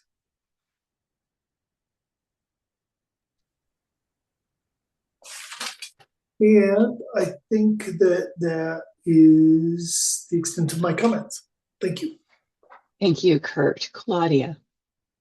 All right, I'm going to put a big fat exclamation point on a lot of things that Kurt has already said. And I'm just going to start by saying I think we have a case here where the code is working against a lot of the goals of the BVCP. And I think the applicant nailed this in talking about open space calculations. My calculations were the same, that we can do more units at this site doing detached homes with private driveways than we can do attached homes. And I think that's a failure, okay? It's not a failure of any individual involved in this particular case, but of our code, right? This is a highly accessible location with good access to schools, recreation, employment opportunities. It could provide housing for people who cannot currently access these locational advantages. It could, in theory. It's not able to do that with the code. So there's plenty of 7-figure detached homes in the immediate area. The city does not have any meaningful tools to limit pops and scrapes in this neighborhood, which means that supply of large, expensive homes is likely to continue to expand. These are not smaller homes in this concept review. At least by national standards. I think the national median for new construction is now 2,200 square feet, which is still large, but smaller than what's being proposed here. And so I think given our local housing needs, it's not responsible to be dedicating more land to these housing types. This ultimately doesn't support compact development or a diversity of housing. So staff has made a couple of recommendations, right, to maybe incorporate some attached dwelling units. I think that's nice to see, but that doesn't really get at the underlying problem, which is these open space requirements that are putting a hard cap on the number of homes you can do here. I recognize the applicant team here. These are smart people. I trust that they are maxing out essentially what they can do given the site constraints here. And so in that context, like 21 units, like tweaking that unit mix and the typology of the units, it might lead to maybe, better design on street fronts, maybe so, maybe not, but it's not really doing anything to move the needle on per unit development cost. It's not really doing anything to move the needle on housing needs, okay?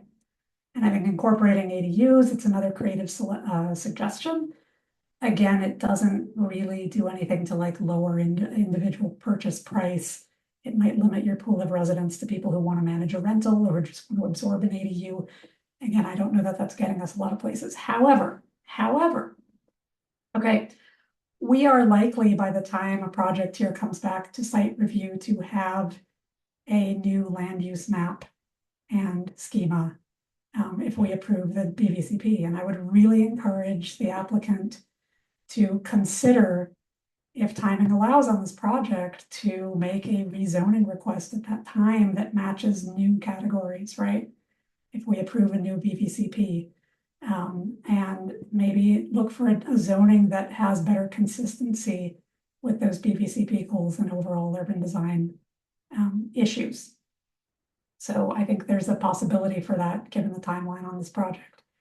And doing so might give you, first of all, a better chance at aligning with city goals and policies, and also give you more flexibility to at least make a better community-oriented design, even if you stay within that RM1, or sorry, if you stay with this basic concept, right? It gives you more flexibility in how to lay things out. If that doesn't happen, I have some comments on the current design, right? Because it's absolutely your prerogative to bring that forward in the future. I agree with the suggestion to make that connection on the west side to the bike path. And also with Kurt's suggestion that you also pursue a similar kind of connection for pedestrians and bikes to Folsom on the east side of the property. The idea there is to give residents easier ways to enter and exit the site without having to get in a car, without having to create additional distance. I think that Mark's suggestion about reducing the pavement associated with individual garages and parking access is definitely worth exploring. That could help you actually meet multiple site review criteria beyond just open space calculations, right? That again, it gives you more community-oriented space, more usable open space, etc. So I think that's a good thing to look into. And staff also flagged that too, right? This expectation at site review for shared open spaces and gathering areas, right? It gives you more opportunity to do that without having to delve into that creek and bluff area that is such an environmentally sensitive area. And I'm really glad you're not planning on doing that. I think it's important to keep that boundary on the project. That's where I'm landing on this. Thank you, Claudia. And so I've got Max next, but I just want to interject and ask the applicant to clarify. So what is in our packet says the units will be 2,400 to 3,600 square feet. And I think I heard you say that there were some smaller units. Could you clarify that quickly for us?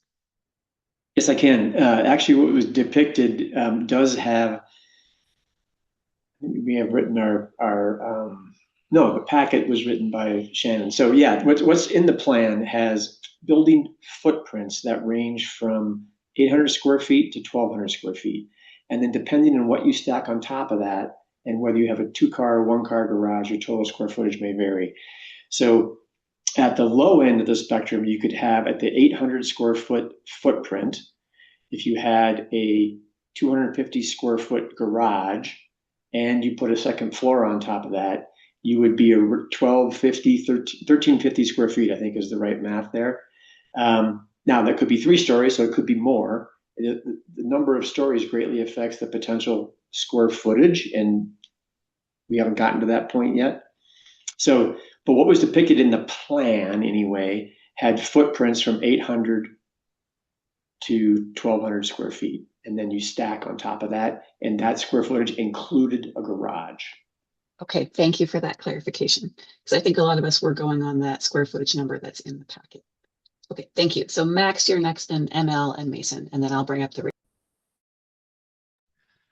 Yeah, I don't know if we did the conflict of interest. I wanted to mention that I do believe my girlfriend is moving in with Pete's daughter right now in this exact moment. I think we're layers enough removed that it's not a conflict of interest, but I do find it at the very least a bit hilarious.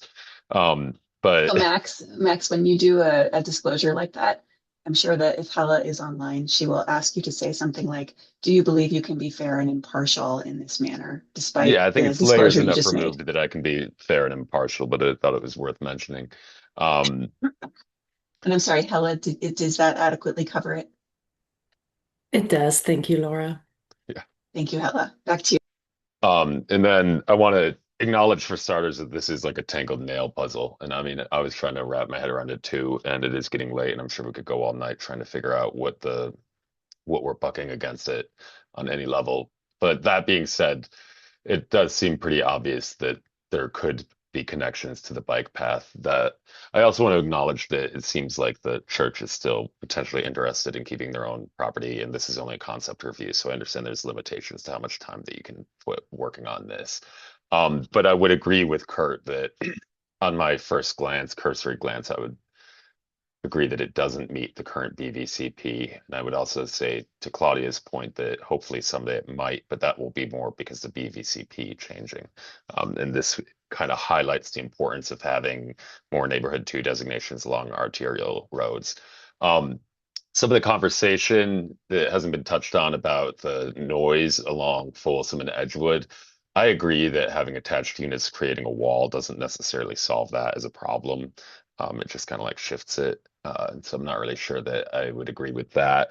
But I would still urge us to have some sort of diversity of form, even if we have to have some sacrifices somewhere.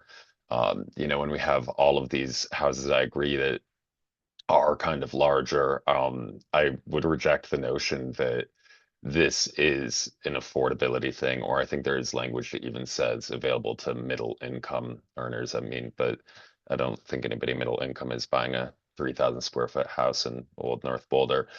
So any sort of variety of form, even if it means that they're not going to each have their own garage, they're not each going to have their own driveway. I think that there are perhaps some creative ways to make this work to the point where it's not attracting the same type of people, but that's kind of what we want, people that are more interested in the variable transportation. They're excited about the bike path and they might be willing to have a shared parking lot because of that. And yeah, I guess that's my comments. Thank you, Max. ML? Thank you. So I appreciate all the comments that have been made. I think I concur with the majority of them, even though some of them seem to be in conflict with each other. We can have two good and opposing thoughts for you to figure out there, Pete. Regards to the BVCP, I am going to weigh in on the side of I don't think it yet meets the BVCP and especially the policies that the staff noted. I'll leave it at that because I think a lot of people have spoken to that and the staff was pretty specific. Regards to the site criteria. So my biggest concerns have to do with the fact that BVCP and RM1 medium density land use and zoning. So both of those talk about medium density, which is not single unit developments. But I do appreciate that the open space and solar access limits make a good case for detached units. So you did shift my thinking because those constraints are real and they exist and you have to deal with them. I would defer to supporting more units versus the density, of fewer plexes. However, I think we are in a point of transition as BVCP updates happen. Many of us are pressing to have the zoning and the code changes happen in a timely manner so that we can actually meet the goals of the BVCP with the developments that we're pursuing. And so that could change the way this project plays out. The updates on the driveway is open space. And as you explore, perhaps some of the way the streetscape can be developed as my colleagues have suggested. At the end of the day, I would focus on getting the most and smallest units possible. I think that's where we hit the target market, and that's where we can create some true vibrancy that is missing in our city. You talked about single houses being something that we don't have on the market. Well, I think small single houses are not on the market. We have big ones. We don't have small ones. So I think that would be a target. So that would be my suggestion insofar as meeting the land use and zoning density directives. And regards to the street, I support the staff's interest that this is not a public street. I mean, it basically serves a private use. And I think I really enjoyed hearing the different ideas about creating a streetscape that could change the dynamics of the density and the open space. And this really is a lovely, unique site regards to its adjacency to the Goose Creek. And that's an amenity that where else do you get that, right? And you're also in an urban setting. Because yeah, you might get that out east somewhere, but you don't get that in the city itself. So I think it's a very unique site. You've got some challenges, but I think that you have put some language into your application that I think is hopeful, like you want to serve a housing type that isn't readily available. I would just, again, not just make it detached units, but make them small detached units. I think that is definitely not available. So those are my comments, and good luck moving forward. Thank you, ML. Mason. Not a whole lot to add. Agree a lot with what the staff suggested. Agreed a lot with what I heard from Kurt and ML and Claudia and I guess Max as well. But I can't forget Mark. It would be the one other person. But the one thing I would maybe somewhat disagree with some of my colleagues is I do believe even if having attached housing along Folsom wouldn't necessarily solve the noise issue, I think it would definitely solve the transition issue from a highly active street. This was brought up in conversation. I probably don't need to go much further than that. So agree with the Woolner that Mark so clearly talked about, agree with the bike connection, agree with the comments about our code working against us in this case. And I find it hard to believe there's not a better solution that would get us missing middle here. This is like the perfect place for the missing middle housing type. I'm not talking about a price point. I'm talking about a housing type. And I really hope that when this comes back to site review, we see some of that housing type here. And I think that's what would solve the issues that others pointed out with this project not quite living up to the goals of the BVCP. Laura? Okay, thank you, Mason. And then, so Pete, I see that you would like to react to something, but I haven't gone yet. Do you need to go now to react to something? Okay, so I'm last. I'll be quick. So I think all my colleagues have made extremely important and thoughtful remarks, and I don't disagree with any of them. Even, there's a lot going on here that you'll need to balance, but I think all of their remarks are well taken. I did want to mention something that wasn't mentioned, which is that this project would be converting a lot of impervious pavement into either open space or dwelling units. And so I do think that this project will be beneficial to the neighborhood if it moves forward, and beneficial to the city. So very happy that the church is thinking of moving this forward if they do indeed want to give up that space. I really want to emphasize Claudia's comment about a potential rezoning. I think all of us here are disappointed by the way that our zoning is limiting the number of units that you can achieve on this property. I think a lot of us would prefer to see more numerous and smaller units, but you're limited. You can only have 21 units. That's your cap. So making the units smaller isn't going to get us a bigger unit count. So I think rezoning, if you're able to do that, when you think about that moving forward, to get a higher unit count would be supported by this board. So staff made some great comments, and I support all of them. I didn't see anything that I disagreed with, and I would emphasize the common open space amenities.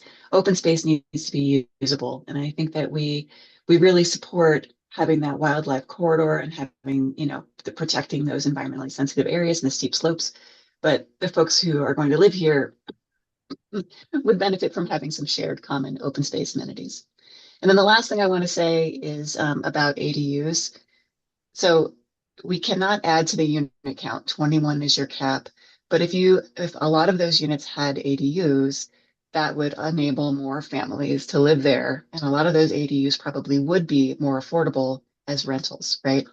And so I would encourage you to think about a design of attached ADUs that don't affect your open space, right? You already might have a 3,300 or 3,500 square foot footprint. Take that same footprint and make part of it such that it could be closed off into an ADU, or it could be opened up and made part of the family's space. And that way, as people move through the years, they move through different phases of life. It could be a home office. It could be a mother-in-law unit. It could be a place where their kid in college has some privacy, but is still part of the family. Or they could actually rent it out. We've talked about this with ADUs in the past, that there's no guarantee they will actually be rented, but they can be used in different ways in different phases of life, for a disabled family member or whatever. So I think there is a market for ADUs that's not just people who want to rent to a stranger. but it can also serve these multi-generational households as well. So I would think about incorporating ADUs to the maximum extent that you can, and I would consider that adding additional housing types in a project, even if it is still technically a detached dwelling unit. So those are my comments. I don't see anything in particular that would make me want to not approve this project in site review. So Pete, is there anything that you or others on the applicant team would like to say to us or ask of us at this point? Two very short things, and I'll let you move on to the next thing. First of all, thank you so much. I think this has been incredibly thoughtful. You all are really digging your teeth into this, and I greatly appreciate it. Would point out that the potential for more units on this site, in addition to the ADUs, is through the BVCP. So if you, to the extent that you are able to affect the BVCP, not just for this site, but for other sites very much like that. I've been looking at Folsom for a long time. I used to live on Folsom, and it is a poster child for where we should have more. And so to the extent that what you do as you review the BVCP and influence what it winds up being, extending the possibilities along our multi-use corridors and especially our busier streets is an incredible opportunity, and it could be something that could influence what happens on this site. So to the extent you have an opportunity to influence that, I personally would welcome it, and so would probably the owners of this property and others. Thanks so much. Thank you so much. Okay.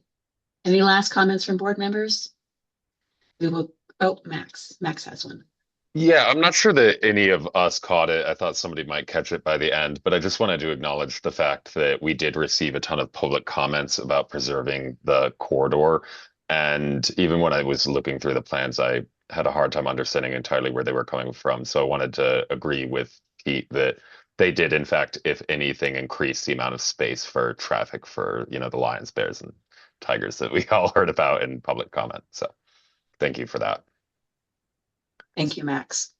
So before we close this item out, I just want to mark again for staff. I know that you heard this, but just say it does sound like there's an interest on this board for potential future code update in looking at this idea that driveways for multi-unit attached in the code don't count the same way that detached driveways do. And that works against us in terms of we don't want to penalize architects or developers that want to bring in multi-unit dwellings, but they could get more with single unit detached. So maybe that's something to look at in a future code change. I understand the rationale, and thank you, Pete, for explaining to us the idea that with single unit detached, the idea is that it could be like a basketball court or people riding skateboards or whatever in their own driveway. I'm not sure that couldn't also happen with driveways for multi-unit if it's designed correctly. So maybe for something for a future code update, and I'm seeing some board members nodding heads. Okay, just to eliminate any penalty for multi-unit. Okay, thank you all. We're going to close this hearing item. So all that we have left on our agenda is matters, and I think we did want to talk about the retreat under matters, but I'm not sure if it being just about 10:30, we would need to vote on whether to take up this item. Hella, could you remind us what is the rule about taking up new agenda items late in the evening? Yeah, let me take a quick look. This isn't technically on our agenda, but we did plan to talk about it under matters, retreat planning.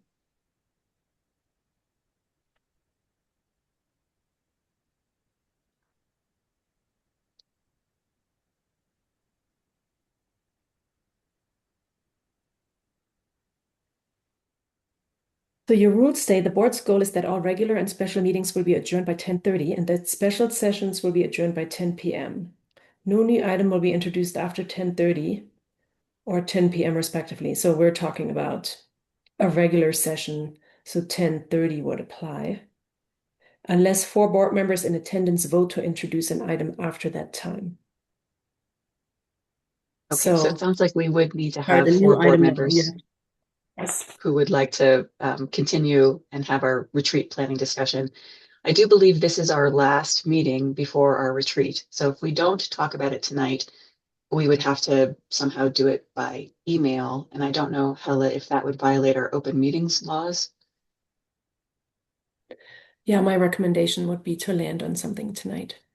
Land on something tonight. Okay, can folks stick around for a few minutes longer while we finalize our retreat agenda? I'll try to move it forward as fast as possible. I can stay.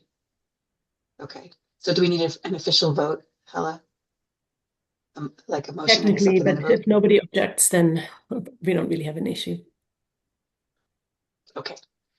Well, let's quickly take up this item about the retreat. I did sketch out a plan for how to do this, so let's try to move it forward quickly. The first question staff had for us is about start time. And they suggested perhaps starting at 5 with dinner and starting the actual retreat at 5:30 just to move it up a little bit. Or we could start at our normal time of 6 o'clock and have dinner at 5:30. And I don't know if staff, if there was a reason why you wanted to move it up in time. I think I brought that up, Laura, and it wasn't so much wanting to, it's just noting most folks that we had in the past started it at 5:30. Right. But I think I also made the point that a lot of folks more recently don't make it to the meetings till 5:45 or so. So it was just based on the last year's agenda and how it started at 5:30. Okay, good. Good to know the rationale. So with all that in mind, and bearing that we do have some board members with 9 to 5 jobs, I would suggest that we keep our normal start time of 6 o'clock with dinner at 5:30, unless anybody feels strongly we should move it earlier. Everybody okay with keeping it at 6 o'clock with dinner at 5:30? Okay, I'm seeing thumbs up. Any strong feelings the other way? Okay, so start time of 6 o'clock with dinner at 5:30. I do want to acknowledge and thank staff for putting some items on the agenda for us. Let's review those really quickly. Can I share a screen or send something to Thomas so that we can see these things? What would be the best way to do it? Screen sharing ability if that's easier. I think we've done that in the past, and as long as there's no legal problem with it, I think that's the easiest way to do it. So let me go ahead and share my screen. Let me make sure I'm sharing the right one.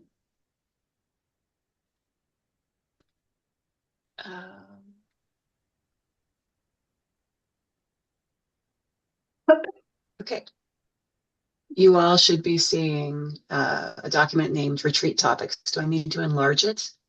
Is it big enough? Good. Please enlarge it if you can. Okay. How about that? Is that better? That helps. Okay. Okay, so I want to highlight this section here. Staff has suggested some items for us to go on the agenda. I suggest we start with those unless anybody has an objection. First is a discussion of historic preservation, the operations of the program, the timing, and especially I think the relationship to site review. And staff wants to talk about the value of evaluating historic preservation as a part of site review, and also cover demolition processes and any ideas for improvement. And do staff members have an idea of how much time you expect this to take?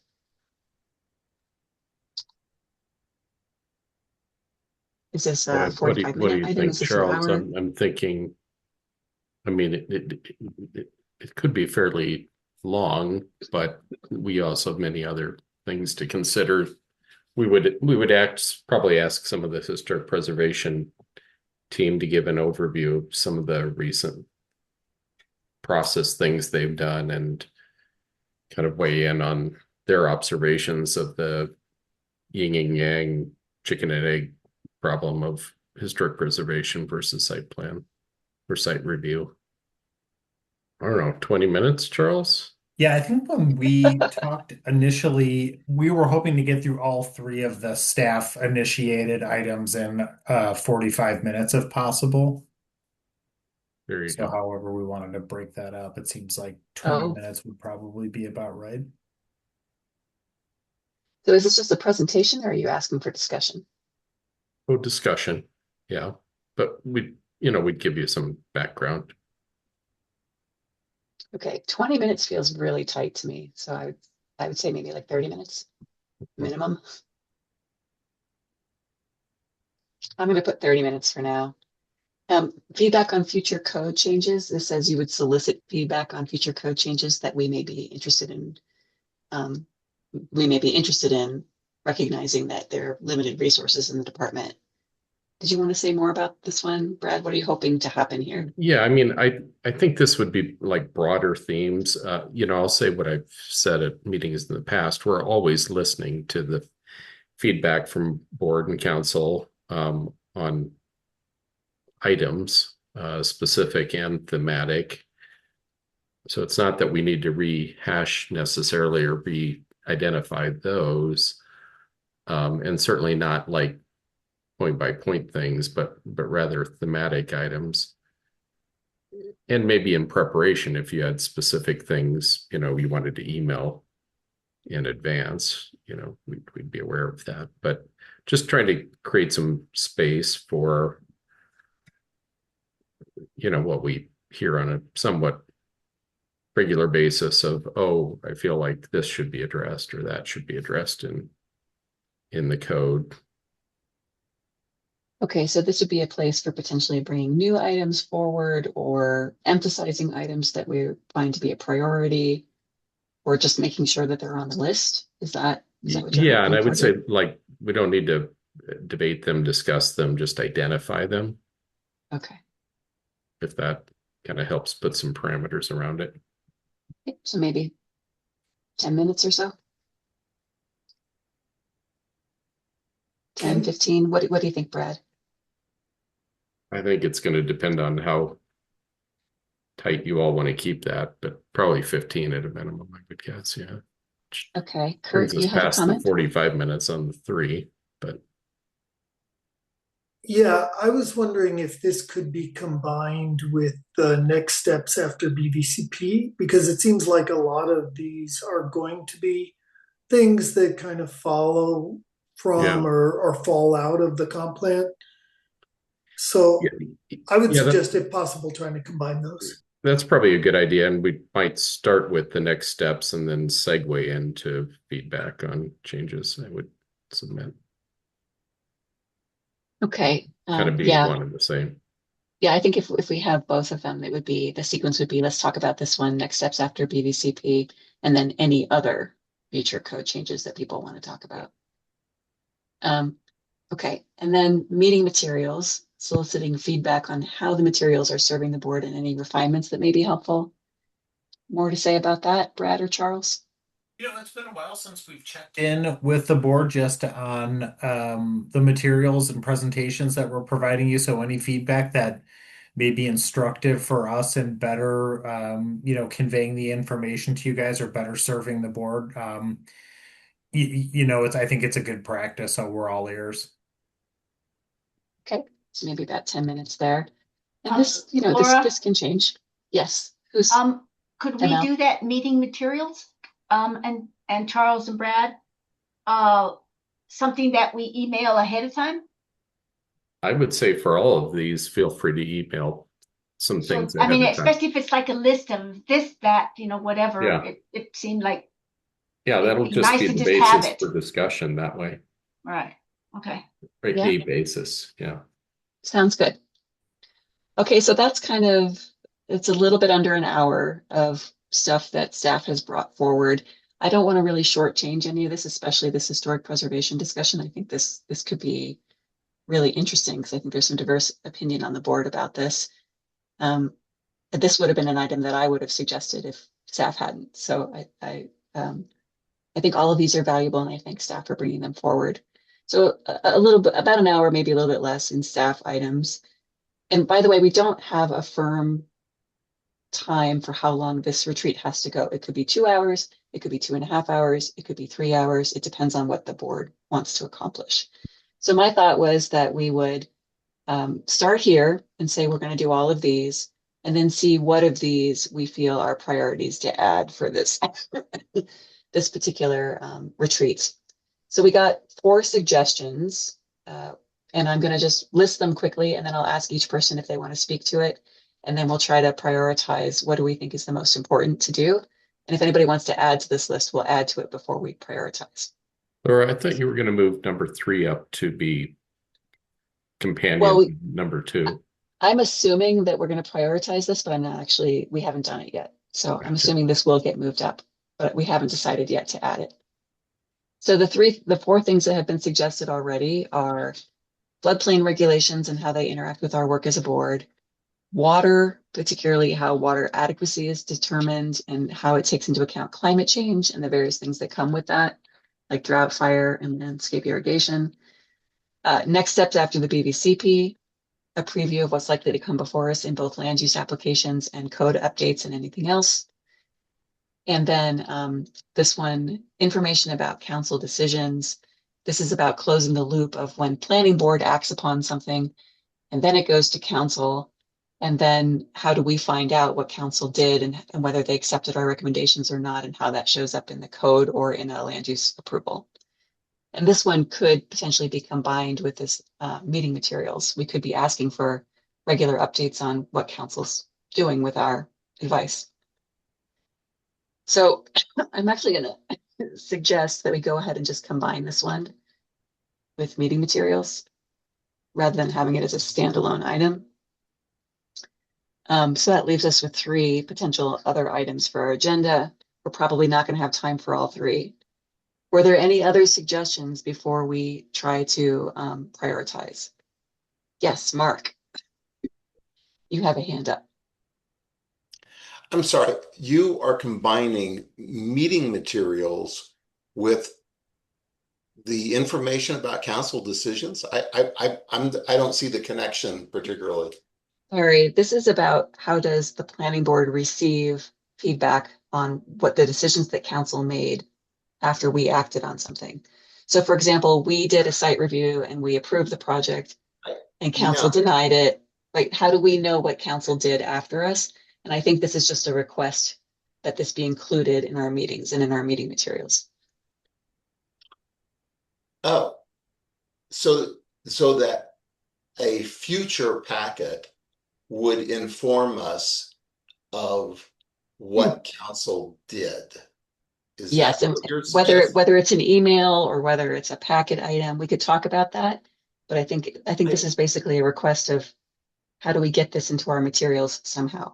Yeah, I thought the meeting materials item was kind of a tight, discrete item about how we are utilizing and perceiving the packet, which is the basis for our meetings, and whether or not there needs to be changes to the packet. And I perceive that as a very discrete item and kind of very different than the information about council decision items. But that's me.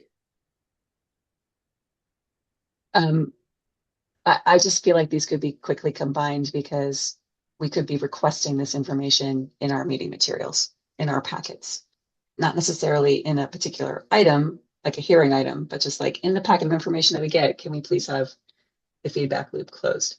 I don't know that we need to have a long discussion about it. I think it's, maybe it's a 2-minute discussion of how is this information delivered. So that's my suggestion. If anybody's very uncomfortable with it, we could separate them out again. Okay. All right. Hearing no strong bucking and kicking, I'm going to leave these combined.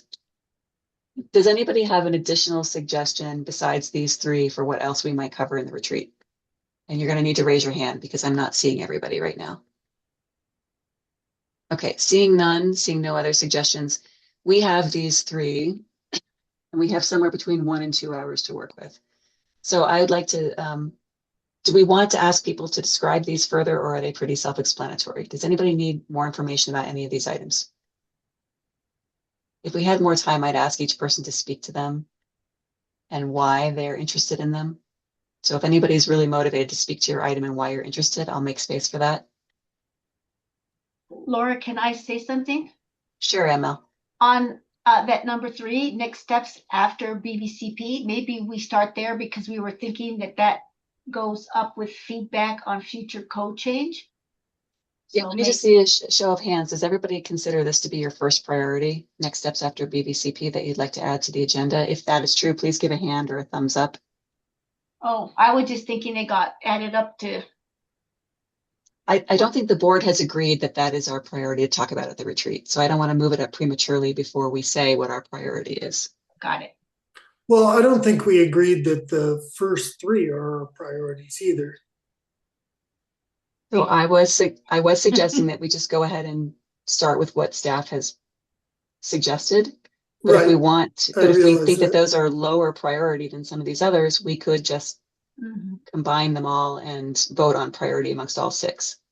Yeah, for me, the next steps after BVCP is higher priority than certainly the meeting materials item, for example. Mhm.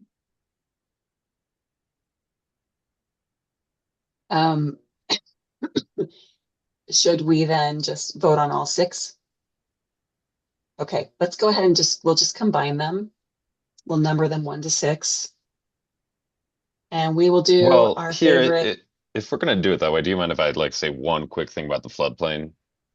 I don't Or mind like, at all, Max. Go yeah, right I'll ahead. keep it brief. I know it's late for everybody, but the reason I brought it up is just obviously I'm newer, but every single site review we've had so far has had a floodplain limitation on one corner of it. Um, so, and then also, I don't know, as far as the mustard's last stand thing, I don't know if you guys got any hate mail or if that's just something that our enraged community members reserve for me. But that also has to do with all floodplain regulations. So I would just like to have a better understanding of where we wind up kept and what. And I also talked to Brad briefly about it and was talking about some like ghost properties that we have around town that are limited because what it would take to redevelop them on the floodplain. And I just thought it would be helpful for everybody for an educational moment for uh, understanding those issues better.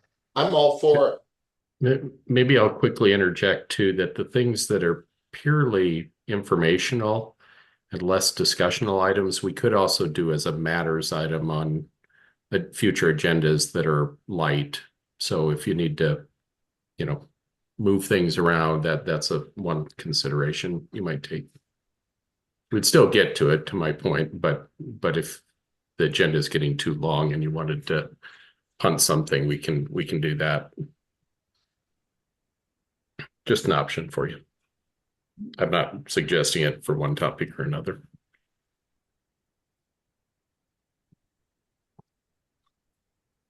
See, can folks hear me? Now we can. Yes. All right. My If ear you were- died and I had to change my audio. Okay, Brad, thank you. That's a really helpful suggestion. What I'm going to suggest is that we prioritize the list and that anything that doesn't get prioritized for the retreat, we perhaps ask staff to bring forward as a matters item in a future meeting. And that might work well for some of these items that are less discussion and more informational, like information about how floodplain regulations work or how water works. Those are or how water adequacy is determined. Mhm. Those two strike me as less of like we need to talk about them and more about information. Not a conversation. You're right. But y'all might disagree with me, so feel free to vote for them if those are your priorities to do in the retreat. And can we quickly put some times on these? Like, Brad, how long do you think that floodplain regulation discussion would take or information item? Oh, what do you think, Charles? Maybe 20 minutes? Probably ask Mark and Will to do it. Okay, so we'll say 25 just because this board is talkative. Water. Water, what do you think? How water adequacy is determined? Well, that's a tough one, right? Because the short answer is it's required for any new development and wouldn't be brought forward without that. And yes, we consider climate change, but the longer answer is anything from 15 minutes to hours and hours. So that one's going to fit the time you want it to take. So maybe we'll say 20 minutes for even just a basic overview, and it could go longer. Next steps after BVCP, how long do you think that would be? I feel like that's a longer discussion. Yeah, that's really going to be driven by board discussion. 30 minutes, 45 minutes.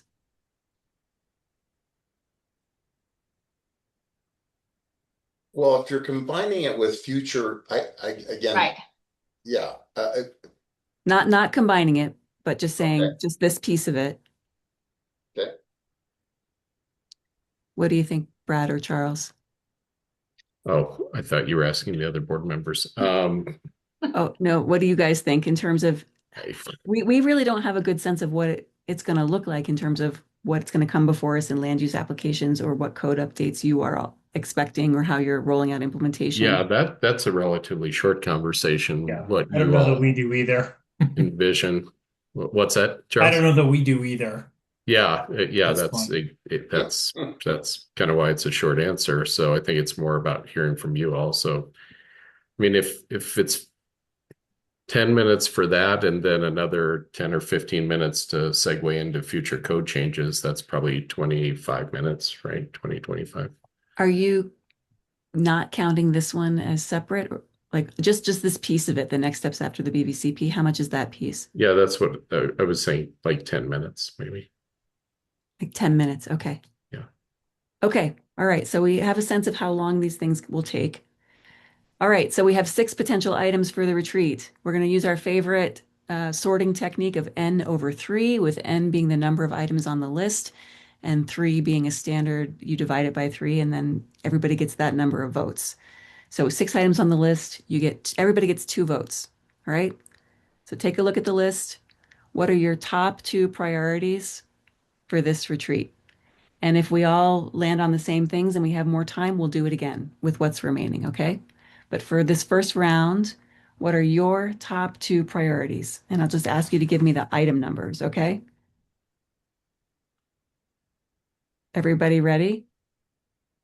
Are we putting them in chat or? I'm going to ask you for them verbally so that the audience can hear it as well. Okay. Who's ready? Okay, so we'll start with Mark and then Claudia. Item number. 5 and 3. Mark McIntyre is 5 and 3. I'm keeping track on paper, but then I'll put it on the screen. Claudia. Oh, you're on mute. 6 and 1. 6 and 1. Great. Kurt. 2 and 6. Kurt is 2 and 6. Max, you ready? Yeah, I would actually probably say 2 and 3. 2 and 3. Okay. Mason, are you ready? 1 and 6. 1 and 6. Yeah. And ML. I'm a 1 and 6 as well. And I am a 1 and a 6. Okay, so 1 and 6. So our number 1 top voter getter was number 6. That got 1, 2, 3, 4, 5 votes. And then our number 2 vote getter was number 1, which got 4 votes. And so that is 30 minutes of time and 10 minutes of time. So let's do it again with the ones that are left. I'm going to go ahead and highlight these as being on. Oh, do I not have? There we go. I'll highlight these as being on the list, 1 and 6. So we already have these. All right, now we've got 4 more to choose from. 4 divided by 3, everybody gets 1 vote. 1 vote from the ones that are left, okay? So clean slate, round 2. So we have item number 2, 3, 4, or 5. Everybody gets 1 vote. Are you ready? I'll vote for 2. Max votes for 2. Kurt. 2. Thank you. Number 2. Mason. Oof. I think number 2. Yeah. Okay. Claudia. 2. Mark. 5. 5. ML. I'm a 5 as well. Who am I missing? You. Oh, just me? Oh, just me. Wait, did you do Claudia? Claudia, Yeah. she signaled non-verbally. I'm also a number 2. So number 2 is on the list. That's this one here, future code changes.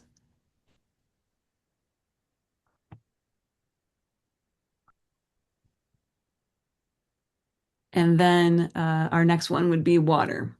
Laura, you didn't, your highlight Oh, release. highlight didn't work. Okay.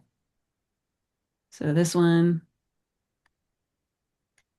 And then water would be next. So that would give us 4 items on the agenda. Do we want to stop there and call it good? How much time does that add up to? I mean, these are very tight timeframes here. Like, I don't think this is really going to be 30 minutes.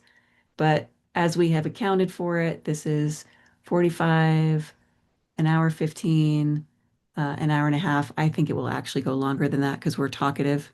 Well, Do we you want to you try? rounded that up. It's an hour and 15, but the I think it will actually go longer than that, but we could put another one on here if folks want to talk about either floodplain regulations or meeting materials and squeeze it in. What about, Laura, Yes. what about we say these 4 for sure, Uh-huh. 2.5 hour meeting, and that if we have time remaining if we all agree that 2.5 hours is and we go till 8:30. Mm-hmm. If there's time, then we address 3 and or 4, but we'll just see what time we have left if we haven't agreed upon full duration of the meeting. Yeah, I think that's a great suggestion, Mark. And I would suggest that we not do that with this one just because staff are going to have to prepare. I think Claudia is thinking the same thing. Why don't we say that this one should go as a matters item on a future meeting agenda? Would folks like to see that come back as a matters item? Yep. And the objections to asking staff to bring it as a matters item? Okay, we'll put that one in blue because it's watery. And we'll say that this is if we have time. Okay? And if we don't have time, we can just give staff feedback by email or individually. that all looks perfect. Yeah. Yeah? All right. And are we do we have consensus on our total length of meeting? Yeah, how do folks feel about 2.5 hours? So from 6 to 8:30. I see a shrug. Does anybody think it should be shorter? Raise your hand. Does I anybody think mean, it should be longer? we should shoot for it, I assume, but 2.5 hours sounds reasonable. Okay. All right. Yeah, I think 2 and 6 are going to take significantly longer than we have. I think so too. Brad and Charles, does that give you the direction that you need? I think so, although I'm unclear on what order you want to do those in. Maybe I'm just tired. It is late at night. My suggestion would be, are you guys okay if Claudia and I work with staff to put together a logical order? Knowing that the sacrifice is meeting materials if we don't have time. Sure. Or do folks want to put together an order here together? Does anybody feel strongly that we want to put it together here together? No? Okay. Seeing none, Claudia and I will work with you, Brad and Charles, to establish an order. And I would generally say that the higher priority items that got the most votes should probably go on the agenda first, although some of them are logically linked together. So we'll consider that too. Okay. Any other matters from the planning director, city attorney, or staff? Here. Nothing from me either. Thank you. Okay, I'm going to stop screen sharing. Let's see. Stop share. Did it stop sharing? Yes, it stopped. Yeah. Okay. All right. It's still blocking my screen, but okay. Any other matters from the board? Kurt has his hand up. Kurt, sorry, I can't see you because I'm a little bit blocked here. Oh, sorry. Yeah, I would just love to get a determinative answer about whether row houses count as detached single unit dwellings from the use table standpoint and also from other code standpoints. It sounded like there was a little uncertainty about that. So at some point, it would just be good to hear one way or another for sure. Thanks.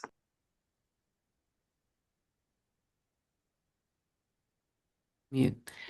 Thank you, Kurt. Any other matters from board members? Okay, the time is now 11 o'clock. Any objection to me adjourning the meeting? None. We are adjourned. Thank you, everyone. Good night. Thank you. Good night. Good night. Great Night, meeting. everybody.